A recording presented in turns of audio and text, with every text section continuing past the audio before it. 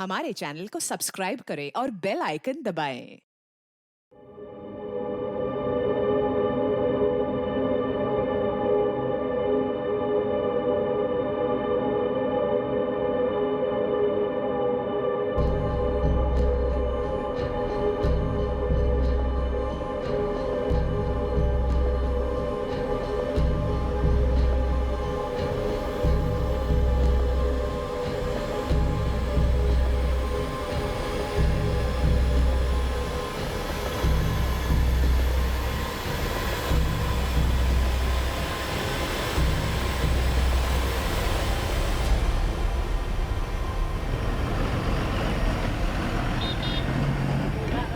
छः सात आठ नौ 10 एक काम कर, इसमें से 1 मिनट रुक जा।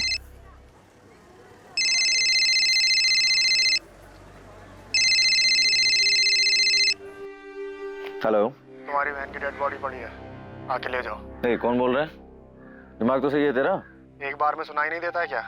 तुम्हारी बहन की बॉडी पड़ी है, आके ले जाओ। मेरी बहन? ये कब पैदा हो गई? अरे मेरी कोई बहन है ही नहीं। है कि नहीं वो तू देख, ये तेरा प्रॉब्लम है। हेलो हेलो हेलो,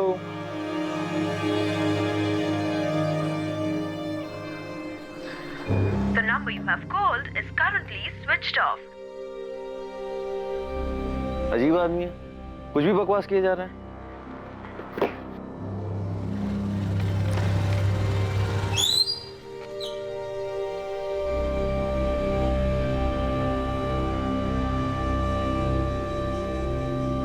महाबलेश्वर के अमित भावे को जो फोन आया था, क्या वो कोई मजाक था? तुम्हारी बहन की डेड बॉडी पड़ी है, आकर ले जाओ। फोन करने वाले ने सिर्फ इतना ही कहा था, लेकिन अमित भावे की कोई बहन थी ही नहीं। अमित भावे अपने माँ बाप एकनाथ और मीनाक्षी भावे की इकलौती औलाद था। क्या ये फोन, ये कॉलर ये जानकारी देना चाहता था कि किसी की मौत हुई है, जो जानकारी उसने गलती से गलत इंसान को दे दी थी? और ये मजाक नहीं था बल्कि सच था। क्या सच में कहीं किसी लड़की की मौत हुई?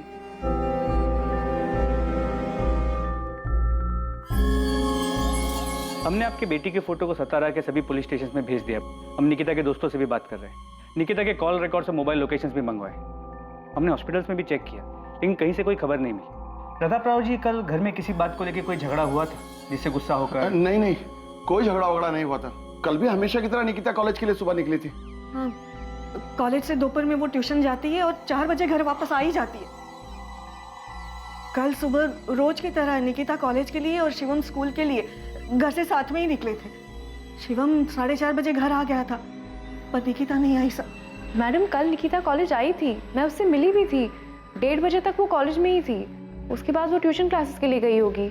आरती, मैंने निकिता के ट्यूशन में पता किया, कल वो ट्यूशन गई नहीं। मैडम, मैंने टीचर से ही पूछा और अटेंडेंस रजिस्टर भी चेक किया। 27 अप्रैल को निकिता एब्सेंट थी। धवल जी, निकिता अक्सर छुट्टी करती है, रेगुलर क्लास आती है? वो तो रेगुलर क्लासेस आती है। बहुत अच्छी स्टूडेंट है। 93% मार्क्स उसने स्कोर किए बीएससी फर्स्ट ईयर में, और 2 हफ्ते बाद उसके सेकेंड ईयर के एग्जाम। मुझे खुद अजीब लग रहा है कि पढ़ाई में इतनी अच्छी लड़की क्लासेस बंक करके अचानक कहीं चली जाएगी और घर नहीं लौटेगी। आरती, क्या निकिता ने तुम्हें बताया था कि वो क्लासेस जा रही है? नहीं, उसने बताया तो नहीं, पर मुझे पता है कि 2 से 3:30 बजे उसकी ट्यूशन क्लासेस होते ही है। कॉलेज से वो सीधा धवल सर के यहाँ क्लासेस के लिए जाती है। क्लासेस नहीं गई तो फिर कहाँ जा सकती है?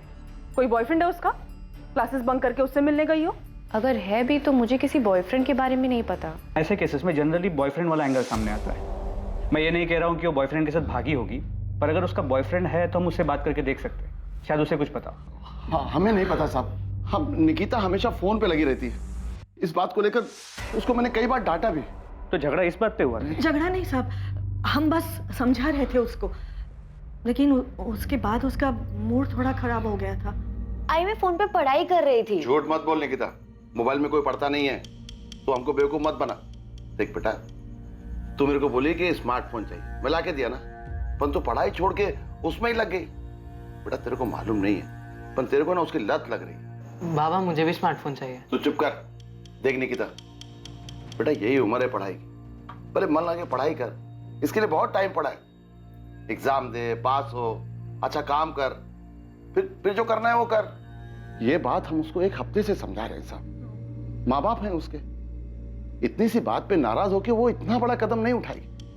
निकिता बहुत समझदार लड़की है, उसे हमारे हालात पता है। आपका बेटा वो शिवम, वो स्कूल से घर कितने बजे वापस आया? शिवम, तुम और निकिता सुबह घर से साथ में निकलते हो ना? हाँ। तो कल सुबह जब तुम दोनों साथ में निकले तब तुम्हें ऐसा कुछ लगा कि तुम्हारी निकिता ताई परेशान हो या उनका मूड खराब हो? नहीं, ताई तो वैसे ही बात कर रही थी जैसे रोज करती है। मैडम मैं बता रही हूँ ना, हमने रात को जब उसको डांटा तो उसका मूड थोड़ा खराब था, पर सुबह वो ठीक थी। नाश्ता करते वक्त बात भी हुई मेरी उससे। शिवम, तुम्हारी निकिता ताई ने तुमसे कभी किसी लड़के के बारे में बात की है? बात तो होती है लेकिन ऐसा कभी कुछ नहीं होता। निकिता आप्टे की फोटो सतारा और पास के सभी इलाकों में सर्कुलेट कर दी गई। निकिता के कॉलेज के नोटिस बोर्ड पर भी निकिता की फोटो लगाई गई थी। निकिता को गायब हुए अब 2 दिन बीत चुके थे, पर उसका कहीं पता नहीं। निकिता को लेकर उसके माँ बाप की चिंता और डर बढ़ता जा रहा था। सर, निकिता के फोन रिकॉर्ड्स कल तक आ जाएंगे। सर, निकिता के घर से कॉलेज करीब 20 मिनट की दूरी पे। घर वालों ने बताया कि वो कॉलेज पैदल आया जाया करती। 19 साल की लड़की है, लेकिन उसका कोई बॉयफ्रेंड है या नहीं ये किसी को पता ही नहीं है। सर, हमने निकिता की फैमिली से पूछा, उसकी कॉलेज की बेस्ट फ्रेंड आरती से बात की, कॉलेज के बाकी स्टूडेंट से भी पता किया, लेकिन किसी को भी निकिता के बॉयफ्रेंड के बारे में कोई आइडिया नहीं। रूट चेक किया, घर से कॉलेज, कॉलेज से क्लासेस, क्लासेस से फिर घर किया, लेकिन 27 अप्रैल को क्लासेस गई ही नहीं। सर, निकिता के कॉलेज से घर वाले रूट पे कोई सीसीटीवी नहीं मिला, लेकिन उसके घर की दूसरी तरफ वाले रास्ते मानदेव चौक की तरफ से 20 मिनट की दूरी पर एक सुनार की दुकान है जहाँ सीसीटीवी लगा है। उसकी सीसीटीवी फुटेज में निकिता घर की तरफ जाती हुई दिख रही है। सर, ये फुटेज है। सर, ये देखिए, लड़की इस तरफ से आ रही है।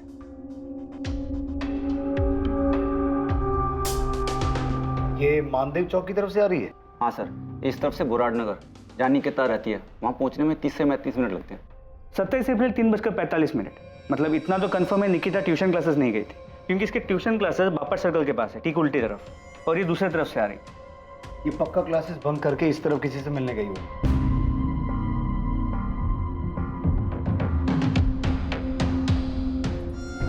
तो 1 मिनट रिवाइंड कीजिए।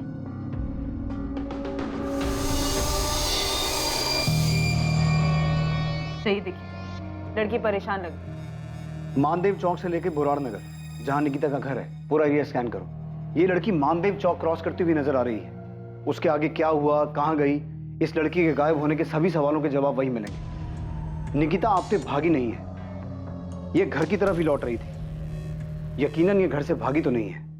निकिता आप्टे को आखिरी बार जिस रास्ते से घर जाते हुए देखा गया था, पुलिस अब उस पूरे रास्ते को खंगालने वाली थी। इस तलाश में जो सामने आएगा वो बेहद हैरान कर देने वाला था, पुलिस के लिए और उलझन पैदा कर देने वाला था। जिस रास्ते से निकिता 27 अप्रैल को घर जा रही थी, उस रास्ते में एक छोटा जंगल था। निकिता पुलिस को उसी जंगल में मिलने वाली थी।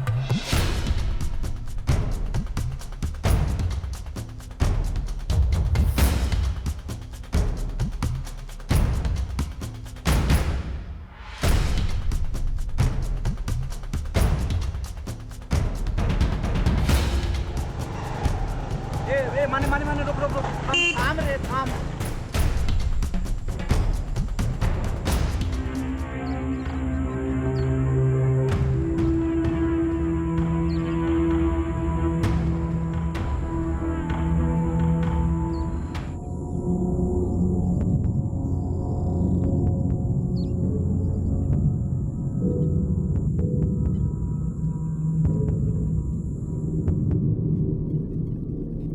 आत्महत्या? इसने आत्महत्या की है? सर, देख के तो ऐसा ही लगता है। सीसीटीवी फुटेज में प्रतिमा ने शायद सही पकड़ा था। ये लड़की किसी बात से परेशान लग रही थी।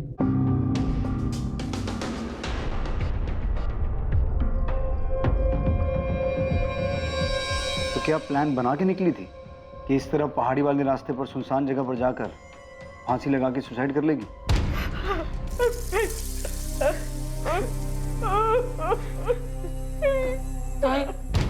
ताई सुसाइड क्यों करेगी और किस लिए? चाहे कुछ भी हो जाए, ताई सुसाइड नहीं कर सकती। शिवम, अभी कुछ पता नहीं चला है, और निकिता की बॉडी हमें पेड़ से लटकी हुई मिली, और हम वही बोल रहे हैं जैसा दिख रहा है।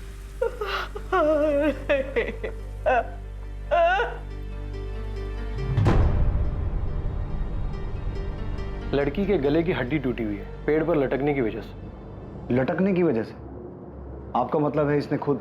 नहीं, मैं वो नहीं कह रहा हूँ। मैं ये कह रहा हूँ कि लड़की की मौत दम घुटने की वजह से हुई है, जो गले में इस रस्सी के दबाव के कारण हुआ है, और इसी रस्सी की वजह से गले की हड्डी टूटी है। बट मैं इस वक्त कंफ्यूज हूँ।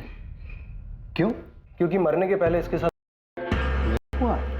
रेप हुआ है और इसने खुद को बचाने की पूरी कोशिश की है। ये वो निशान है जो स्ट्रगल के दौरान रेपिस्ट से लड़ते वक्त हुए होंगे। तो पहले इसके साथ जबरदस्ती की गई, फिर गला दबाकर मारा गया और फिर पेट से लटका दिया? पक्के तौर पर नहीं कह सकता, क्योंकि गले पर सिर्फ रस्सी के निशान है और हाथ से गला दबाने के निशान अलग होते हैं, जो नहीं है। डॉक्टर महात्रे, अब आप मुझे कंफ्यूज कर रहे हैं, क्योंकि जब बॉडी को पेट से उतारा गया था तो लड़की के शरीर के कपड़े जरा से भी इधर से उधर नहीं थे। कपड़ों को देखकर कोई ऐसा कह नहीं सकता था कि मरने से पहले इसके साथ हुआ है। एक तो कंफर्म हुआ है, क्योंकि लड़की के प्राइवेट पार्ट में जिस तरह चोट के निशान मिले हैं उससे साफ पता चलता है कि इसके साथ जबरदस्ती हुई है। सीमेन? नहीं, बॉडी में सीमेन की रेसिड्यू नहीं है। पॉसिबिलिटीज है कि रेपिस्ट ने कॉन्डम यूज किया। लड़की का हाइमन रेप में ब्रेक हुआ है, या लड़की सेक्सुअली एक्टिव थी या नहीं? वो सेक्सुअली एक्टिव थी। तो आपके अकॉर्डिंग हम इस केस को क्या माने? के बाद मर्डर या के बाद आत्महत्या की तरह देखें? मुझे लगता है कि आपको ये केस मर्डर और सुसाइड दोनों एंगल से देखना चाहिए। इसमें सिवाय के कुछ भी कंफर्म नहीं कहा जा सकता। सर, निकिता की फैमिली काफी सदमे में, कोई बात करने की हालत में नहीं। सर, इतनी छोटी सी बात कि बाप ने डांट दी, सिर्फ इसलिए क्या ये लड़की इतना बड़ा कदम उठा लेगी, सुसाइड कर लेगी? अगर मान लें कि मोबाइल की वजह से डांट पड़ी और उसने सुसाइड कर लिया, तो सुसाइड से पहले जो हुआ उसका क्या? सर, अगर हुआ है तो ये पर्सनल मैटर नहीं लगता। निकिता का फोन मिला? मैंने आसपास के एरिया को छाना, लेकिन निकिता का फोन कहीं भी नहीं मिला, नहीं उसके बैग में, नहीं आसपास कहीं। तुम लोग उधर देखो और तुम उधर। मोहिते, वो झाड़ियों के पीछे देखो, एक एक जगह देखना, कोई जगह छूटनी नहीं चाहिए।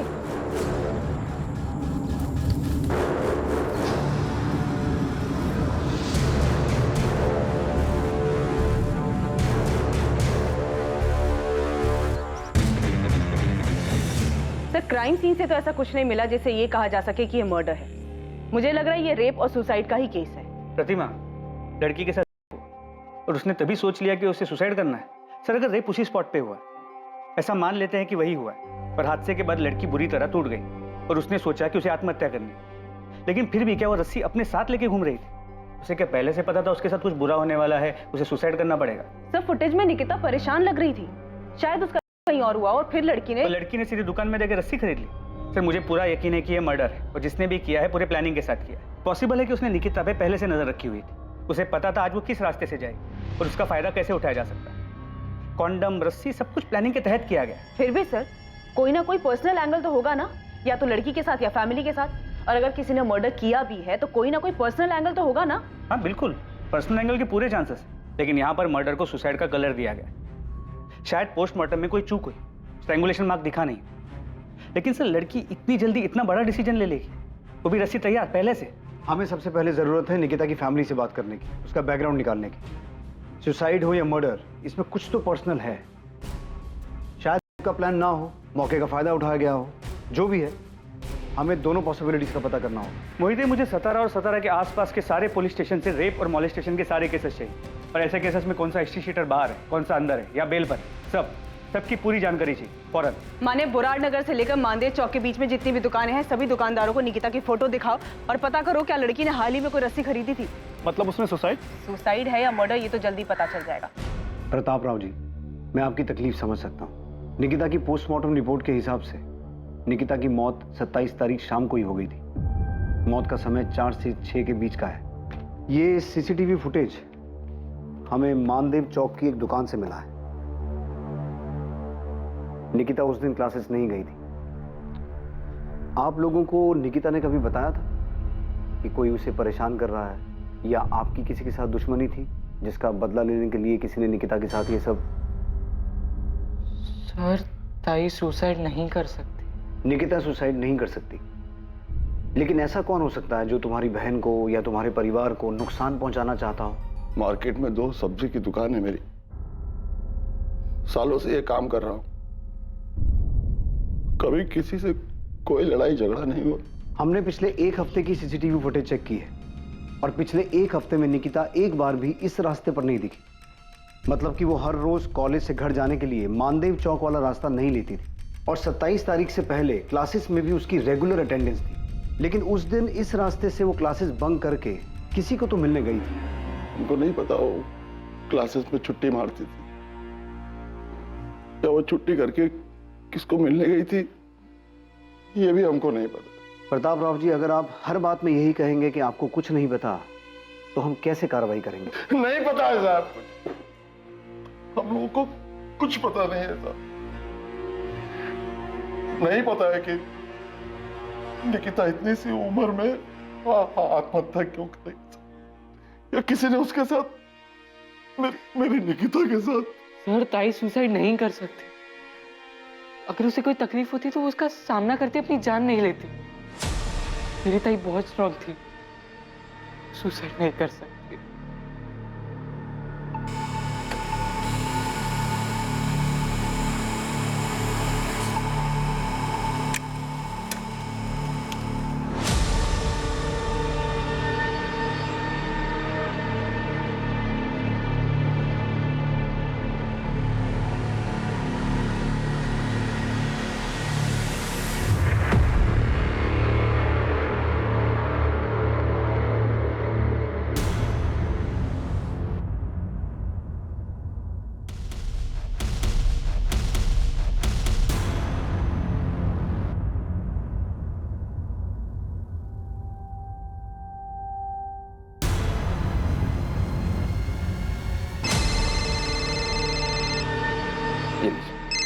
Thank you. हेलो, कौन बोल रहा है? जी आप कौन बोल रही हैं? मैं सतारा से असिस्टेंट सब इंस्पेक्टर प्रतिमा दलवी बोल रही हूँ। जी मैडम, मैं अमित भावे बोल रहा हूँ, बताइए। इस वक्त कहाँ हैं आप? जी मैं अभी अपने दुकान पर हूँ, महाबलेश्वर मार्केट में। क्यों, क्या हुआ? निकिता आप्टे को जानते हैं आप? जी जानता हूँ। क्यों? कैसे जानते हैं? अरे क्या हुआ मैडम, आप इतने सवाल क्यों पूछ रही हैं? अमित, क्या आप जानते हैं कि निकिता मर चुकी है? क्या? जी नहीं जानता मैम। एक्चुअली क्या है कि निकिता जो है वो मेरी कजन है, मेरी आई मीनाक्षी भावे के चचेरे भाई प्रताप राव आप्टे की बेटी है। और मैम ये बात आप हमें क्यों बता रही हैं? अगर ऐसा कुछ हुआ तो प्रताप मामा और शिवम ने फोन क्यों नहीं किया? निकिता ने मरने से पहले आखिरी कॉल आपको किया था। क्या? मुझे मैडम ये क्या कह रही है आप? मुझे कुछ। अमित, निकिता का रेप हुआ है और रेप होने के बाद या तो उसने सुसाइड किया है या उसका मर्डर हुआ है। ये सब 27 अप्रैल की शाम की बात है और निकिता ने मरने से पहले शाम को 4:23 पे तुम्हारे नंबर पे कॉल किया था और 21 सेकंड बाद भी हुई है तुम्हारी। मैडम निकिता के साथ जो कुछ भी हुआ ये सुन के मेरा सर घूम रहा है। बहुत बुरा हुआ निकिता के साथ। लेकिन मैडम अगर निकिता मुझे फोन करती तो क्या मैं उसके परिवार वालों को नहीं बताता? और वो मुझे यहाँ महाबलेश्वर में फोन क्यों करती? अगर उसे फोन करना था तो अपनी फैमिली को सतारा में फोन करती। अमित, निकिता ने ऐसा क्यों किया ये बताने के लिए निकिता जिंदा नहीं है, तो तुम्हें बताना होगा कि उस वक्त तुम दोनों की क्या बात हुई थी। मैडम मेरी उससे 1 मिनट 27 तारीख को मैडम 27 तारीख की शाम में मुझे एक अजीब सा कॉल आया था। कोई आदमी था, कह रहा था कि आकर के अपनी बहन की डेड बॉडी ले जाओ। तो क्या जवाब दिया तुमने? मैडम मैं क्या जवाब देता, मुझे लगा कोई मजाक कर रहा है। मेरी तो कोई सगी बहन है ही नहीं। अमित, वो कॉल तुम्हारी सिस्टर निकिता के फोन से आया था, तो तुम्हें कैसे नहीं लगा सिस्टर मतलब कजन सिस्टर भी हो सकता है? मैंने इस बात पे ध्यान क्यों नहीं दिया कि कजन सिस्टर भी तो हो सकती है। अमित, सतारा पुलिस स्टेशन तुरंत पहुंचे।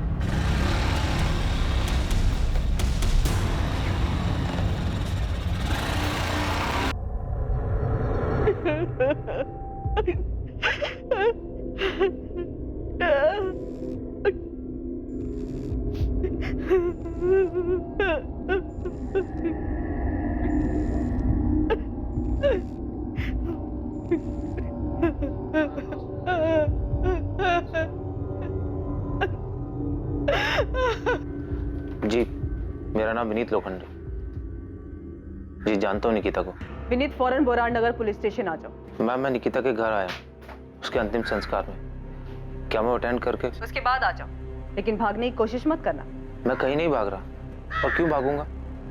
साहब 2-3 हिस्ट्री शीटर से बात किया मैंने, उन्होंने बताया कि एक हिस्ट्री शीटर है किशोर कदम नाम का, यही सातारा का ही है। 3 साल पहले रेप केस में अंदर गया था, अभी बेल पे बाहर है, केस ट्रायल पे उसका। कहाँ मिलेगा ये किशोर कदम? कुछ बोल नहीं सकते साहब, लेकिन अभी सतारा में नहीं है। पता कर क्या है? मुझे पक्का लगता है इस केस में किसी क्रिमिनल का हाथ है। गोविंद, किसी क्रिमिनल का हाथ होता भी तो क्या ऐसे रस्सी लेके जाता, ऐसी प्लानिंग करता? नहीं, मेरे को क्या लगता है ना, कोई पर्सनल एंगल है। गोविंद थियरी मत बना, पता कर ये किशोर कदम कहाँ है, किस बिल में छुप के बैठा है। मुझे ये किशोर कदम जल्द से जल्द चाहिए।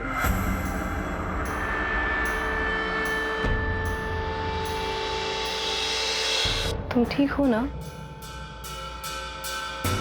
विनीत 1-2 घंटे में आ जाएगा।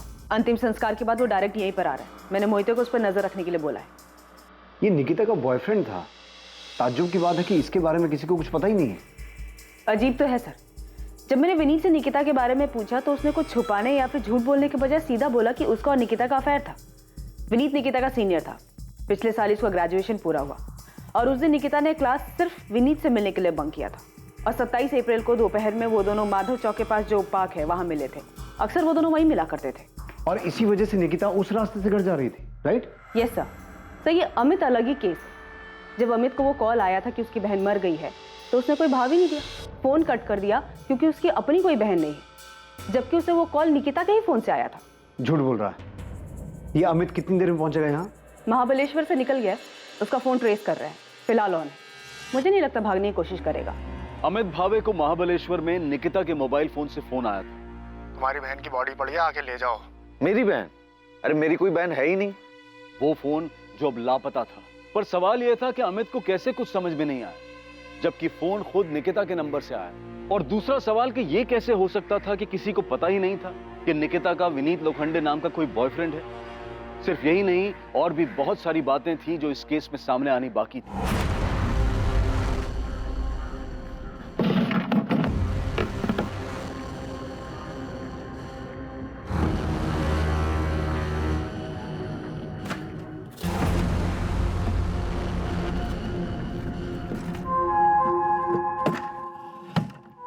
जी सर, उस दिन मैं निकिता को दोपहर में मिला था। पिछले 1.5 साल से मेरा उसका अफेयर चल रहा था। 1.5 साल से? उसके बावजूद निकिता के परिवार में किसी को ये बात पता नहीं? नहीं पता, और मेरी फैमिली को भी कुछ नहीं पता। पर तुम्हारे कॉलेज में भी किसी को नहीं पता। हमने निकिता की बेस्ट फ्रेंड आरती से भी पूछा, उसे भी तुम दोनों के बारे में कुछ नहीं पता है। मैंने और निकिता ने मिलकर ऐसे ही डिसाइड किया था। मैं एमएससी कर रहा हूँ, उसे बीएससी करनी थी, उसके बाद मास्टर, और इसके बाद हम दोनों को शादी के बारे में डिसाइड करना था और फिर सबको अपने रिश्ते के बारे में बताना था। तुम 27 अप्रैल को निकिता को उस पार्क में मिले थे। तुम्हें ऐसा लगा कि निकिता किसी बात को लेकर परेशान थी? नहीं, परेशान नहीं थी, वो थोड़ा दुखी थी। क्यों दुखी थी? क्योंकि एक रात पहले उसके बाबा ने उसे फोन के लिए डांट दिया था। बस दुखी थी या फिर इस बात को लेकर बहुत परेशान थी?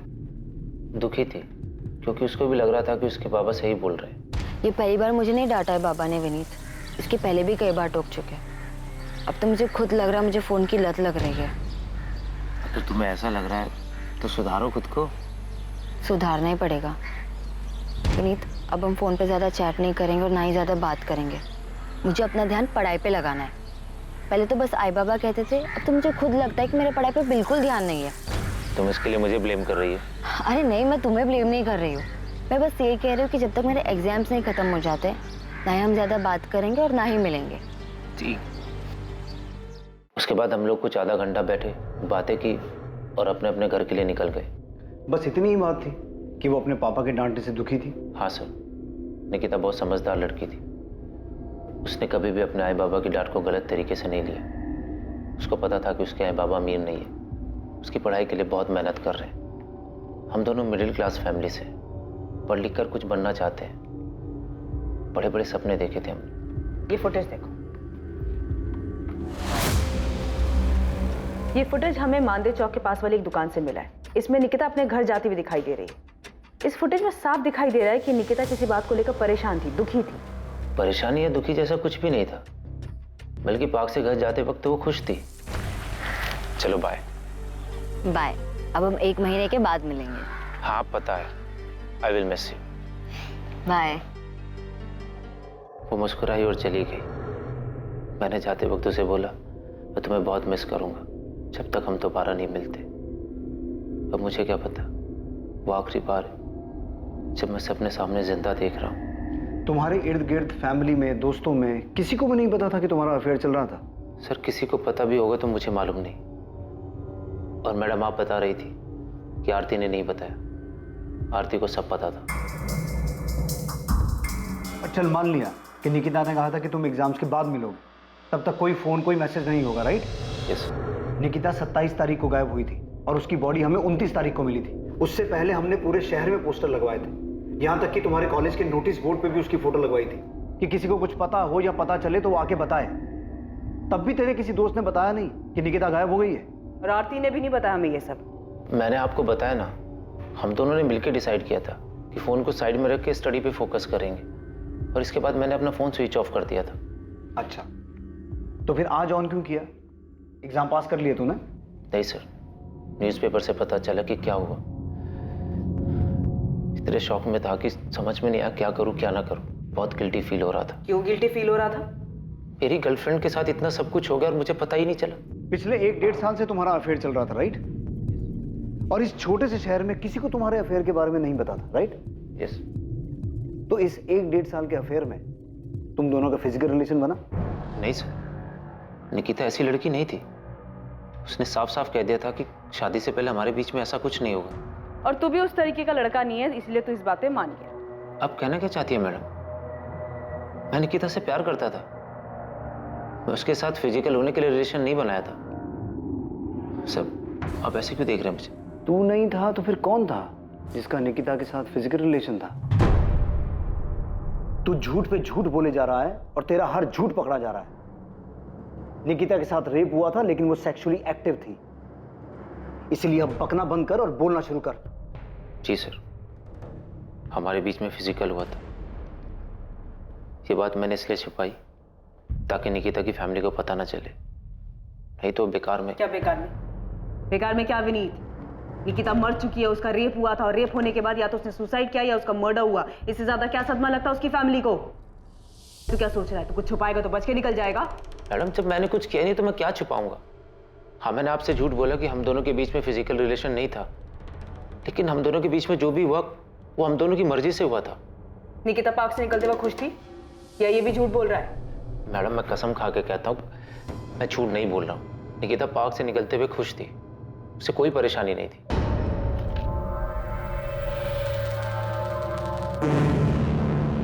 नजर रखो इस पे, और अगर इसका कोई सोशल मीडिया अकाउंट है तो बिना इसे भनक लगे क्रैक करो।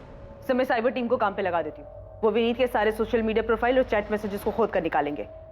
तब तक मैं इस आरती की खबर लेती हूँ। सर, उसने हमसे झूठ कैसे बोला कि वो विनीत को नहीं जानती? सर, इस आरती का पक्का कोई झोल है। चेक करो। और ये अमित भावे का क्या हुआ? वो पहुंचा क्यों नहीं अभी तक? अभी पता करती हूँ। मैडम, पूरे बोराड नगर से लेकर मानदेव चौक तक सब दुकान पे पता किया, जहां से भी ये रस्सी खरीदी जा सकती थी। उनमें से किसी दुकानदार ने ये रस्सी निकिता को नहीं बेची। ठीक है, माने मुंबई साइबर सेल को फोन करो और अश्विन को मैसेज भेजो कि मुझे फोन करे। उसका फोन नहीं लग रहा है। अमित, अगर तुझे ऐसा कोई फोन आया था तो तूने हमें बताया क्यों नहीं? हम समझ जाते कि वो निकिता की बात कर रहा है। दूर के रिश्तेदारों में भी निकिता के अलावा तेरी और कोई बहन थी ही नहीं। अमित भाई, मेरा दिमाग ही नहीं गया उस तरफ, तो क्या करूं? मीनाक्षी, अमित की कोई गलती नहीं है। अब कैसे किसी को पता होगा कि किसी रिश्तेदार के साथ ऐसा कुछ भी हो सकता है? भाई, निकिता का अपना परिवार है सतारा में, तो कोई मुझे फोन क्यों करेगा? क्यों? इसलिए भी मेरा ध्यान नहीं गया उस तरफ। आप लोग मामा जी के घर जाओ, मैं पुलिस स्टेशन होकर के आता हूं। ये लड़की थी जो मानदेव चौक से बोराट नगर अपने घर जा रही थी पैदल।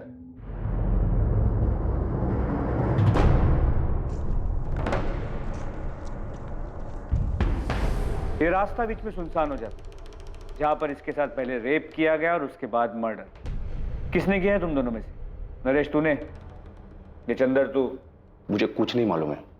और वैसे भी जिस दिन कांड हुआ ना, मैं पूरा दिन अपने घर पे था, इधर आया ही नहीं। मैं भी साहब उस रास्ते से नहीं गया उस दिन। तुम दोनों ने इससे पहले भी इसी तरह का जुर्म किया है और ये पक्का तुम दोनों में से किसी का काम है। मुझे वो आदमी हर हाल में चाहिए जिसने ये रेप और मर्डर किया है। अगर किया होता तो वो गोविंद आया था ना, उसको बता देते ना। आपके डंडे खाने के लिए क्यों आते? 12 घंटे है तुम्हारे पास, उसके बाद एक एक सेकंड झेलना मुश्किल हो जाएगा, याद रखना। अबे मैंने कुछ नहीं किया यार। ये काम पक्का किशोर कदम का ही होगा। मोहित, मैंने पहले से गोविंद को इसका पता करने के लिए लगा दिया। तुम भी सतारा के बाहर अपने पूरे नेटवर्क में इसके फोटो को पहुंचा दो। मुझे ये किशोर कदम हर हाल में चाहिए। यकीन ही नहीं हो रहा कि निकिता के साथ ऐसा कुछ हो सकता है। कोई बच्ची के साथ ऐसी दरिंदगी कैसे कर सकता है? पुलिस कह रही है कि निकिता ने आत्महत्या की। बकवास कर रही है पुलिस। आपने पूछा उनसे निकिता आत्महत्या क्यों करेगी? क्यों करेगी वो ऐसा? सर फोन अभी 1 महीने पहले ही बदला है मैं। अभी सारे नंबर नए वाले फोन में ट्रांसफर नहीं हुए, इसलिए जब 27 तारीख को निकिता के नंबर से फोन आया तो पता ही नहीं चला कि वो निकिता का नंबर था। निकिता के फोन से किसी आदमी ने फोन किया था? जी, आदमी की आवाज थी। हेलो, तुम्हारी बहन की डेड बॉडी पड़ी है, आके ले जाओ। सर मुझे समझ में नहीं आया कि ये अचानक से मेरी बहन कहाँ से आ गई। मैंने कहा कि मेरी कोई बहन नहीं है तो उसने फोन काट दिया। अमित, कौन था वो आदमी जिसने फोन किया? अरे सर मुझे नहीं पता कौन था वो, उसने अपना नाम नहीं बताया, बस उसने अपनी बात कही और फोन काट दिया। तो तूने पास के किसी पुलिस स्टेशन में जाके ये बात बताई क्यों नहीं? अब मुझे लगा कोई मजाक कर रहा है। वो होता है ना कि किसी का भी नंबर तेरी बहन मर गई है, आके उसकी बॉडी ले जाओ, ऐसा मजाक कोई करता है? सर मैं भी यही सोचा, मुझे भी समझ में नहीं आया कि ऐसा मजाक कोई करता है क्या। लेकिन सर मैं क्या करता, निकिता का नंबर मेरे मोबाइल में सेव नहीं था। अगर निकिता का नंबर मेरे मोबाइल में सेव होता और उस नंबर से फोन करके कोई ऐसी बातें करता तो मैं सोचता भी। सर सिर्फ नंबर आया था, नाम नहीं। एक बात बता, जिसने तुझे फोन किया उसने कहा तेरी बहन है, इसका मतलब है उसे पता था कि निकिता तेरी बहन है, बेशक दूर की है, और फिर उसने तुझे ही फोन क्यों किया? यहां सतारा में उसके माँ बाप को फोन क्यों नहीं किया? ये मैं कैसे बता सकता हूँ सर? ये तो आप जाकर के उससे पूछिए जिसने फोन किया है और जिसने निकिता के साथ ये गलत काम किया और फिर ढूंढ ढांड करके मेरा नंबर निकाला और मेरे नंबर पे फोन मिला दिया। नहीं अमित, ये बात कुछ बैठ नहीं रही। कॉलर ने तुझे फोन करके वो बताया जो हो चुका था, और फिर तूने ये बात ना तो पुलिस को बताई ना ही अपने माँ बाप को। तूने ये भी जरूरी नहीं समझा कि अपने मामा प्रताप राव को एक बार फोन करके पूछ लो कि सब कुछ ठीक है कि नहीं। सर मैं ऐसे कैसे इतना दिमाग लगा कि वो बहन बोला मतलब मेरी दूर की बहन निकिता होगी और निकिता के साथ ऐसा कुछ हुआ होगा। सर मुझे तो ये बात तब पता चली जब आपके असिस्टेंट सब इंस्पेक्टर ने मुझे फोन करके ये बात बताई। और सर मुझे क्या, आई बाबा को भी इस बारे में नहीं पता। इतनी बड़ी बात हो गई और प्रताप मामा ने हमें फोन तक नहीं किया। क्यों नहीं किया? सर मुझे क्या पता क्यों नहीं किया। इतनी बड़ी घटना हुई है, हो सकता है सदमे में हो, उनका दिमाग नहीं काम किया हो। पक्का जिसने फोन किया था उसने इतना ही बोला था और कुछ नहीं बताया था? सर अगर कुछ और बताया होता तो क्या मैं उसकी बात को हल्के में लेता? अब तो मुझे भी एहसास हो रहा है कि मैंने गलती कर दी। मुझे उसकी बातों को हल्के में नहीं लेना चाहिए था, मुझे पुलिस स्टेशन जाना चाहिए था। अमित को 27 तारीख से ही पता था, वो पहले से ही जानता था। मीनाक्षी और एकनाथ ने तो हमें कुछ नहीं बताया। मैं पहले ये सोच के हैरान था कि उन्हें निकिता के बारे में कैसे पता चल गया। अमित भी मिला था कल, उसने एक बार भी नहीं बताया कि घर आने से पहले वो यहां पुलिस स्टेशन होकर गए। प्रताप जी, कोई बात है क्या? अमित के साथ कुछ हुआ है? वो जो भी है, पर किसी ने निकिता के फोन से अमित को फोन क्यों किया? हम भी यही सोच रहे हैं। आपके और अमित के बीच, आप दोनों परिवारों के बीच सब कुछ ठीक है? आपने भी निकिता के बारे में उन्हें नहीं बताया था? अमित की आई मेरे सगे काका की बेटी, मेरी चचेरी बहन। कोल्हापुर में हमारा खेत, उसको लेकर कई साल से कोर्ट में केस चला है। अभी पिछले 6 महीने पहले कोर्ट में तारीख थी। अमित आया था सतारा। कोर्ट के बाद उसने मुझसे बहुत बदतमीजी की, गुस्से में मेरा कॉलर पकड़ ली। जब तुझे कोर्ट में केस लेके ही जाना था तो अब लड़, ऐसे बाहर क्यों निपटा रहा है? वो जमीन मेरे नाना की और मेरी आई को ही मिलेगी और वो मैं लेकर रहूंगा, छोड़ूंगा नहीं। तेरे नाना ने तेरी आई की शादी के वक्त मेरे बाबा से पैसा लिया था, उसका लिखा अब भी मेरे पास है। तुझे बता भी चुका हूं और दिखा भी चुका हूं। मैं जमीन देने से कब मना कर रहा हूं, लेकिन तेरे नाना ने जो पैसा लिया था और लौटाया नहीं ना, उसकी भरपाई तो जमीन से ही होगी ना। अब पैसा दे दे और अपना हिस्सा ले ले। हाँ, 30 साल पहले ली गई नकदी की बराबरी आप जमीन से कैसे कर सकते हो? कोर्ट को करने दे फैसला। बात करके तू आसानी से मामले को निपटाना नहीं चाहता। तू ही गया था कोर्ट में, मैं नहीं गया था। और भाव अभी आपको लग रहा है आप केस हार जाओगे तो बाबा से जबरदस्ती समझौता करने चाहते हैं? ये शिवम, छोटा है तू, छोटा ही रह, बड़ों के बीच में मत बढ़। भाव आप भी तो बाबा और काकी से छोटे हो, तो बीच में क्यों पड़ रहे हो? ये मामला उन्हें खुद सुलझाने दो। धोखा दिया है मामा आपने, इतनी आसानी से नहीं छोड़ूंगा। अमित झूठ बोल रहा है सर। ये कैसे हो सकता है कि उसके पास निकिता का नंबर ना हो? निकिता अपने नंबर से उसको फोन करती थी और उसने कई बार खुद निकिता को फोन किया, कि ये समझौता उसके हक में करा दे। अमित भाव, एक तरफ समझौता करना चाहते हो, दूसरी तरफ आप बाबा को धमकी देते हो, कोर्ट के बाहर उनका कॉलर पकड़ते हो, बदतमीजी करते हो। आप समझते क्या अपने आप को? निकिता, मैं अपनी खुशी से कोर्ट में नहीं गया, बल्कि तुम्हारे बाबा ने मुझे मजबूर किया कोर्ट जाने के लिए। मेरे पास कोई दूसरा रास्ता ही नहीं छोड़ा। 30 साल पहले मेरे नाना ने तुम्हारे दादा से 50,000 रुपए लिए थे, और उस 50,000 का हिसाब बढ़ा चढ़ा करके तुम्हारे बाबा आज खेत में हिस्सा काट रहे हैं। अब तू बता, 50,000 रुपए में इतना बड़ा खेत मिलेगा क्या? भाव, आप अपना ये गणित ना मुझे मत समझाओ। हिसाब करना मैं आपसे ज्यादा अच्छे से जानती हूँ। बाबा आपके साथ कुछ गलत नहीं कर रहे। अगर तेरे दादा ने अपने भाई की बेटी की शादी में 50,000 रुपए दिए ना, कोई बड़ा काम नहीं किया। और वैसे भी ये चाचा की तरफ से अपनी भतीजी को शादी का गिफ्ट हुआ ना। वाह भाव, अब तो गिरगिट की तरह रंग बदलते। देखिए भाव, कोर्ट जाने का फैसला आपका था, हमारा नहीं। तो अब जो भी फैसला करेगी कोर्ट ही करेगी, और हम सबको मानना पड़ेगा। निकिता, मुझे लगा था तू पढ़ लिख रही है तो थोड़ी अकल होगी तुझमें। तू अपने बाबा को समझाएगी कि परिवार में ऐसे झगड़े नहीं करते, लेकिन तू भी अपने बाबा की तरह बैल बुद्धि ही है। कुछ समझ नहीं है तुझमें भी। आपको समझ आ गया है ना? तो अब बार बार मुझे फोन करके परेशान मत करना कि अपने बाबा को समझा, ठीक है? बाय। तो क्या अमित ने कुछ किया? निकिता के साथ जो हुआ है वो... अब आपने ये सब बताया है तो चीजें समझ में आ रही हैं, आंकड़े सही बैठ रहे हैं। अमित का इसमें हाथ हो सकता है। प्रताप राव आप्टे और अमित भावे के बीच पुश्तैनी जमीन को लेकर चल रहे झगड़े के खुलासे के बाद निकिता के फोन से अमित को आए उस कॉल के मायने बदल रहे थे, इस केस को एक नई दिशा दे रहे थे। अमित भावे, जिसे निकिता के फोन से गुमनाम फोन आया था, क्या वाकई वो फोन अमित के लिए किसी गुमनाम फोन की तरह था? जितना जल्दी हो सके अमित के फोन रिकॉर्ड्स मंगवाओ और महाबलेश्वर जाकर उससे जुड़े हर इंसान से पूछताछ करो। आपको लगता है कि वो कॉलर अमित को जानता था, जिसने निकिता के फोन से उसे कॉल किया था? सचिन, पूरे चांसेस हैं कि अमित ने किसी को सुपारी दी हो और उस सुपारी किलर ने मौके का फायदा उठाकर मर्डर के साथ साथ रेप किया हो। आप मुझ पे ऐसे क्यों चिल्ला रही हैं? चिल्लाओ नहीं तो क्या तेरी आरती उतारूं? 15 बार कॉल किया, 20 बार मैसेज किया कि कॉल बैक कर, लेकिन तूने कॉल बैक नहीं किया है। मैंने फोन इसलिए नहीं किया क्योंकि जो निकिता के साथ हुआ मैं उसके शौक में थी। 2 दिन से बीमार थी, मैं कॉलेज भी नहीं आ पाई। और अगर मैंने फोन नहीं किया तो आप मुझसे ऐसी बात करोगे, आरती उतारूं मैं तेरी? तूने हमसे झूठ क्यों बोला कि तुझे नहीं पता था कि विनीत निकिता का बॉयफ्रेंड था? क्योंकि मुझे नहीं पता था कि अभी भी दोनों के बीच में कुछ चल रहा था। और अगर मुझे पता ही नहीं है तो मैं क्या बताऊं आपको? उनका क्या रिलेशनशिप था, कैसा था, मुझे नहीं पता। उनके बीच क्या था क्या नहीं, ये बात की बात है। असल बात ये है कि निकिता का बॉयफ्रेंड था या नहीं था, जो बात तूने हमसे छुपाई। और अब आपको पता चल गया है ना, विनीत ने खुद बताया ना कि वो उसका बॉयफ्रेंड था। अब क्या चाहती है आप मुझसे? देखिए, आप मुझे ना बार बार परेशान मत कीजिए। Thank you, bye.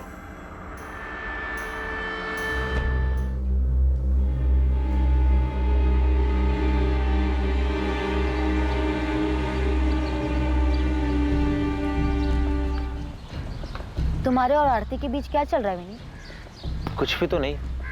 मुझे बेवकूफ मत बनाओ। फ्रेंड्स स्क्वायर पे तुम्हारे हर पोस्ट पे वो जो कमेंट करती है ना, उससे सब समझ आता है मुझे। अरे तो निकिता आरती कमेंट करती है ना, मैं तो नहीं करता ना। तो तुमने उसे मना क्यों नहीं किया कि ऐसे कमेंट्स मत लिख? वो खुलेआम तुम पे डोरे डाल रही है, स्वीटी, बेस्टी, पता नहीं क्या क्या लिखती रहती है। तुमने उसे हमारे बारे में बताया नहीं है क्या? निकिता, आरती को जो लिखना लिखने दो ना, तुम्हें इसे इतना सीरियस लेने की क्या जरूरत है? जो है हमारे... मुझे सब समझ आ रहा है विनीत, मेरे पीठ पीछे ना कोई खेल मत खेलना। आरती तू मेरी बेस्ट फ्रेंड है और तू मेरे ही पीठ में छुरा घोंप रही है। दूर रहे विनीत से। ओ हेलो, क्या छुरा घोंपना? क्या बकवास कर रही है तू? मैं और तू विनीत से एक साथ मिले थे। ऐसा नहीं है कि तूने उसको मुझसे मिलवाया था। ये अलग बात है कि तूने उस पर कब्जा पहले कर लिया। हाँ तो पता है ना तुझे, और मैंने खुद तुझे मेरे और विनीत के बारे में बताया था। तो तेरी प्रॉपर्टी बन गया वो? तूने मुझे बताया, मैं भी पब्लिक प्लेटफॉर्म पे ओपनली लिखती हूँ, कमेंट करके मैं ओपनली बता रही हूँ कि मैं विनीत को पसंद करती हूँ। आरती, तू बहुत ही बड़ी कमीनी इंसान है। तेरे जैसे दोस्तों पे कभी भरोसा नहीं किया जा सकता जो अपने ही दोस्त के बॉयफ्रेंड को चुराने में लगी हो। पर याद रख, मेरे होते हुए विनीत तुझे कभी नहीं मिल सकता। और अगर मैंने उसको पटा लिया तो? अगर वो भी मुझे पसंद करने लगा तो तू भरोसेमंद दोस्त बनेगी ना निकिता? छोड़ देगी ना तो उसे? छोड़ देती, पर मुझे पता है ऐसी नौबत कभी नहीं आएगी। वो तुझे कभी पसंद ही नहीं कर सकता क्योंकि वो सिर्फ मुझसे प्यार करता है। तो तू भाड़ में जा। अरे भाड़ में तो तू जाएगी क्योंकि तू मुझसे डरती है, मैं तुझसे नहीं डरती, समझी?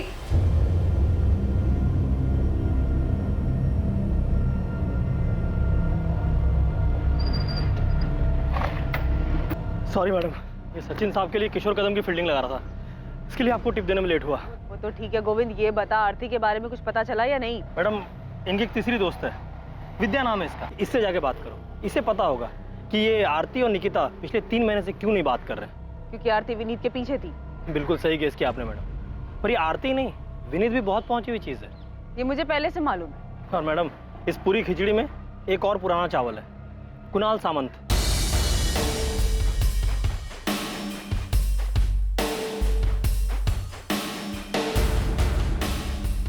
आरती का कजिन है मैडम, हिस्ट्री शीटर है, चोरी, पॉकेटमारी, जुएबाजी यही सब करता है और इन्हीं सब हरकतों के कारण फैमिली में इसकी एंट्री बंद है। पर ये आरती के बहुत ही क्लोज है और सुनने में ये भी आया है कि इस कुणाल ने विनीत को धमकी दी थी। हाँ, कुणाल ने धमकी दी थी मुझे, बोल रहा था निकिता को छोड़ दो। और क्या छुपाया तूने हमसे? आरती ने तेरे बारे में नहीं बताया, तूने आरती और तेरी लव स्टोरी के बारे में नहीं बताया। मैडम वो आरती अजीब लड़की है, एकदम सनकी टाइप। तू ठीक है? मैडम आप जानते नहीं हो उसे। उस दिन निकिता की बॉडी अंदर पड़ी थी, आपका फोन आया, आपसे बात करने के लिए मैं बाहर आया, मेरे पीछे पीछे आ गई।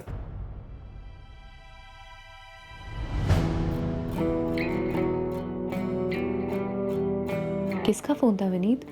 पुलिस का? विनीत अब तो निकिता नहीं रही ना, तो अब हमारे बीच कोई नहीं है ना? मैडम आपको यकीन नहीं हो रहा है ना, तो मेरा फोन देख लीजिए। आरती ने निकिता की मौत के बाद मुझे कैसे कैसे मैसेजेस किए, कितने मैसेज किए, अजीब सन किया मैडम। निकिता की मौत को 2 दिन भी नहीं हुए थे, उसने मुझे धमकी देना और प्रपोज करना शुरू कर दिया था, पूरी तरह पीछे पड़ गई थी, जीना मुश्किल कर दिया।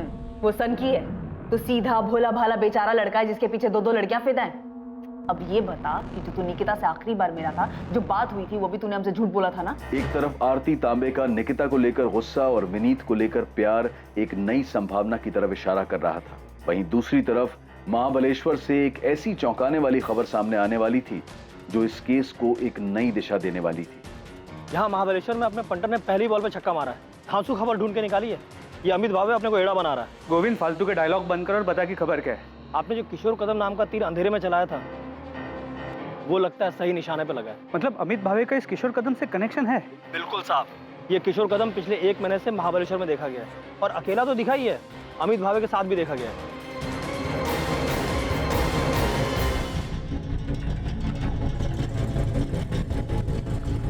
यहाँ नहीं, मेरे पीछे पीछे पीछे।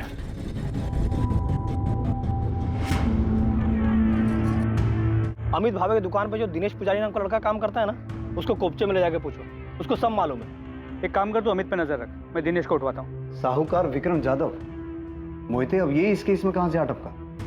सर जब मैं निकिता के घर पे निगरानी पे था तभी इस साहूकार विक्रम जाधव को देखा था।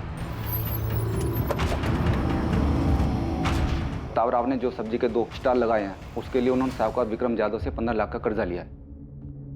जो हुआ वो नहीं होना चाहिए था, पर क्या कर सकते हैं? किसको मालूम था ऐसा कुछ होगा? नहीं मालूम था ना।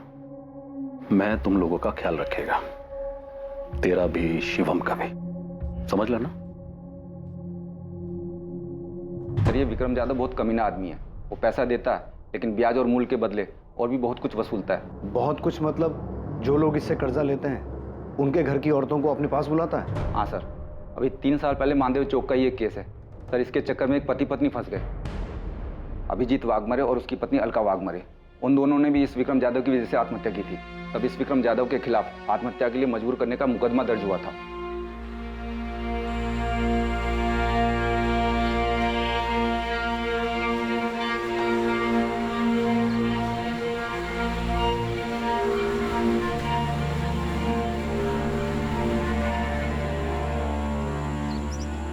क्या वाकई निकिता ने आत्महत्या की थी? निकिता के बलात्कार और आत्महत्या से क्या वाकई साहूकार विक्रम जाधव का कोई संबंध था, या इस हादसे की कहानी कुछ और थी? अपराधी ने बलात्कार किया, फिर हत्या की और जानबूझकर इसे आत्महत्या का रूप देने की कोशिश की। सर कंफर्म निकिता का मर्डर हुआ है और ये अमित हमसे झूठ बोल रहा है कि उसे नहीं पता कि उसे फोन किसने और कहां से किया। मैं ऐसे ही हिस्ट्री शीटर्स का पीछा करते करते किशोर कदम तक पहुंचा और पता चला इस किशोर का अमित के साथ कनेक्शन है। सर निकिता के रेप और मर्डर में ये अमित जरूर इन्वॉल्व है। सर मैं मानती हूँ कि ये मर्डर है, लेकिन इसके पीछे आरती और विनीत की लव स्टोरी है और ये एंगल इस केस में सबसे स्ट्रॉन्ग एंगल है। प्रॉपर्टी और लव स्टोरी के अलावा एक नया एंगल सामने आया है, साहूकार विक्रम जाधव का, जिसका ऑफिस और घर दोनों मानदेव चौक पे है। स्ट्रॉन्ग पॉसिबिलिटी है कि निकिता के बाप प्रताप राव ने खुद निकिता को विक्रम जाधव के पास भेजा था। क्या? निकिता के बाप ने खुद उसे विक्रम के पास भेजा था, पर क्यों सर?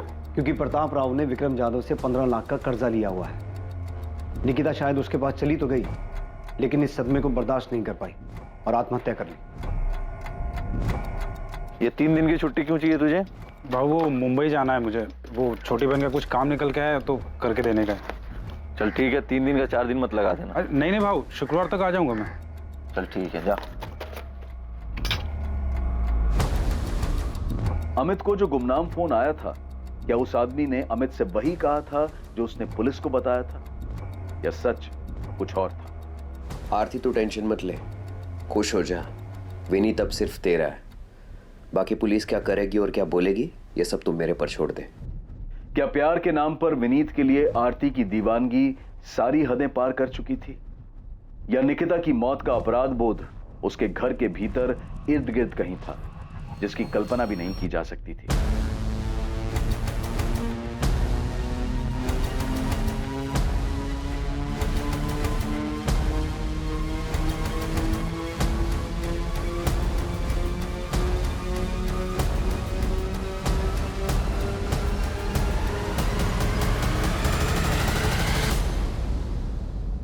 निकिता के बलात्कार और हत्या का मामला, चाहे वो आत्महत्या हो या हत्या, उसकी जांच पुलिस के लिए बहुत मुश्किल साबित होने वाली थी, क्योंकि पुलिस के सामने एक नहीं बल्कि कई संदिग्ध और उनके अलग अलग मकसद थे। और उनमें सबसे अजीब था अमित भावे को आया वो फोन कॉल। बेहद घुमावदार और लंबे समय तक चली छानबीन, पूछताछ और ट्रैकिंग के बाद आखिरकार पुलिस असली अपराधी तक पहुंच गई, और जो सच सामने आया वो बेहद चौंकाने वाला और बेहद डरावना था।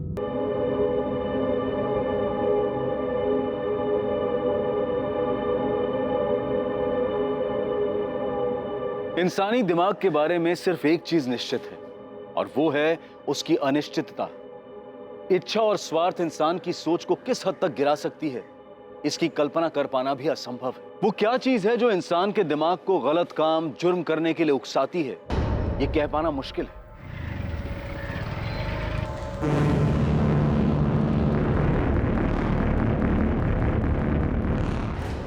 हाँ सब सही बोले आप।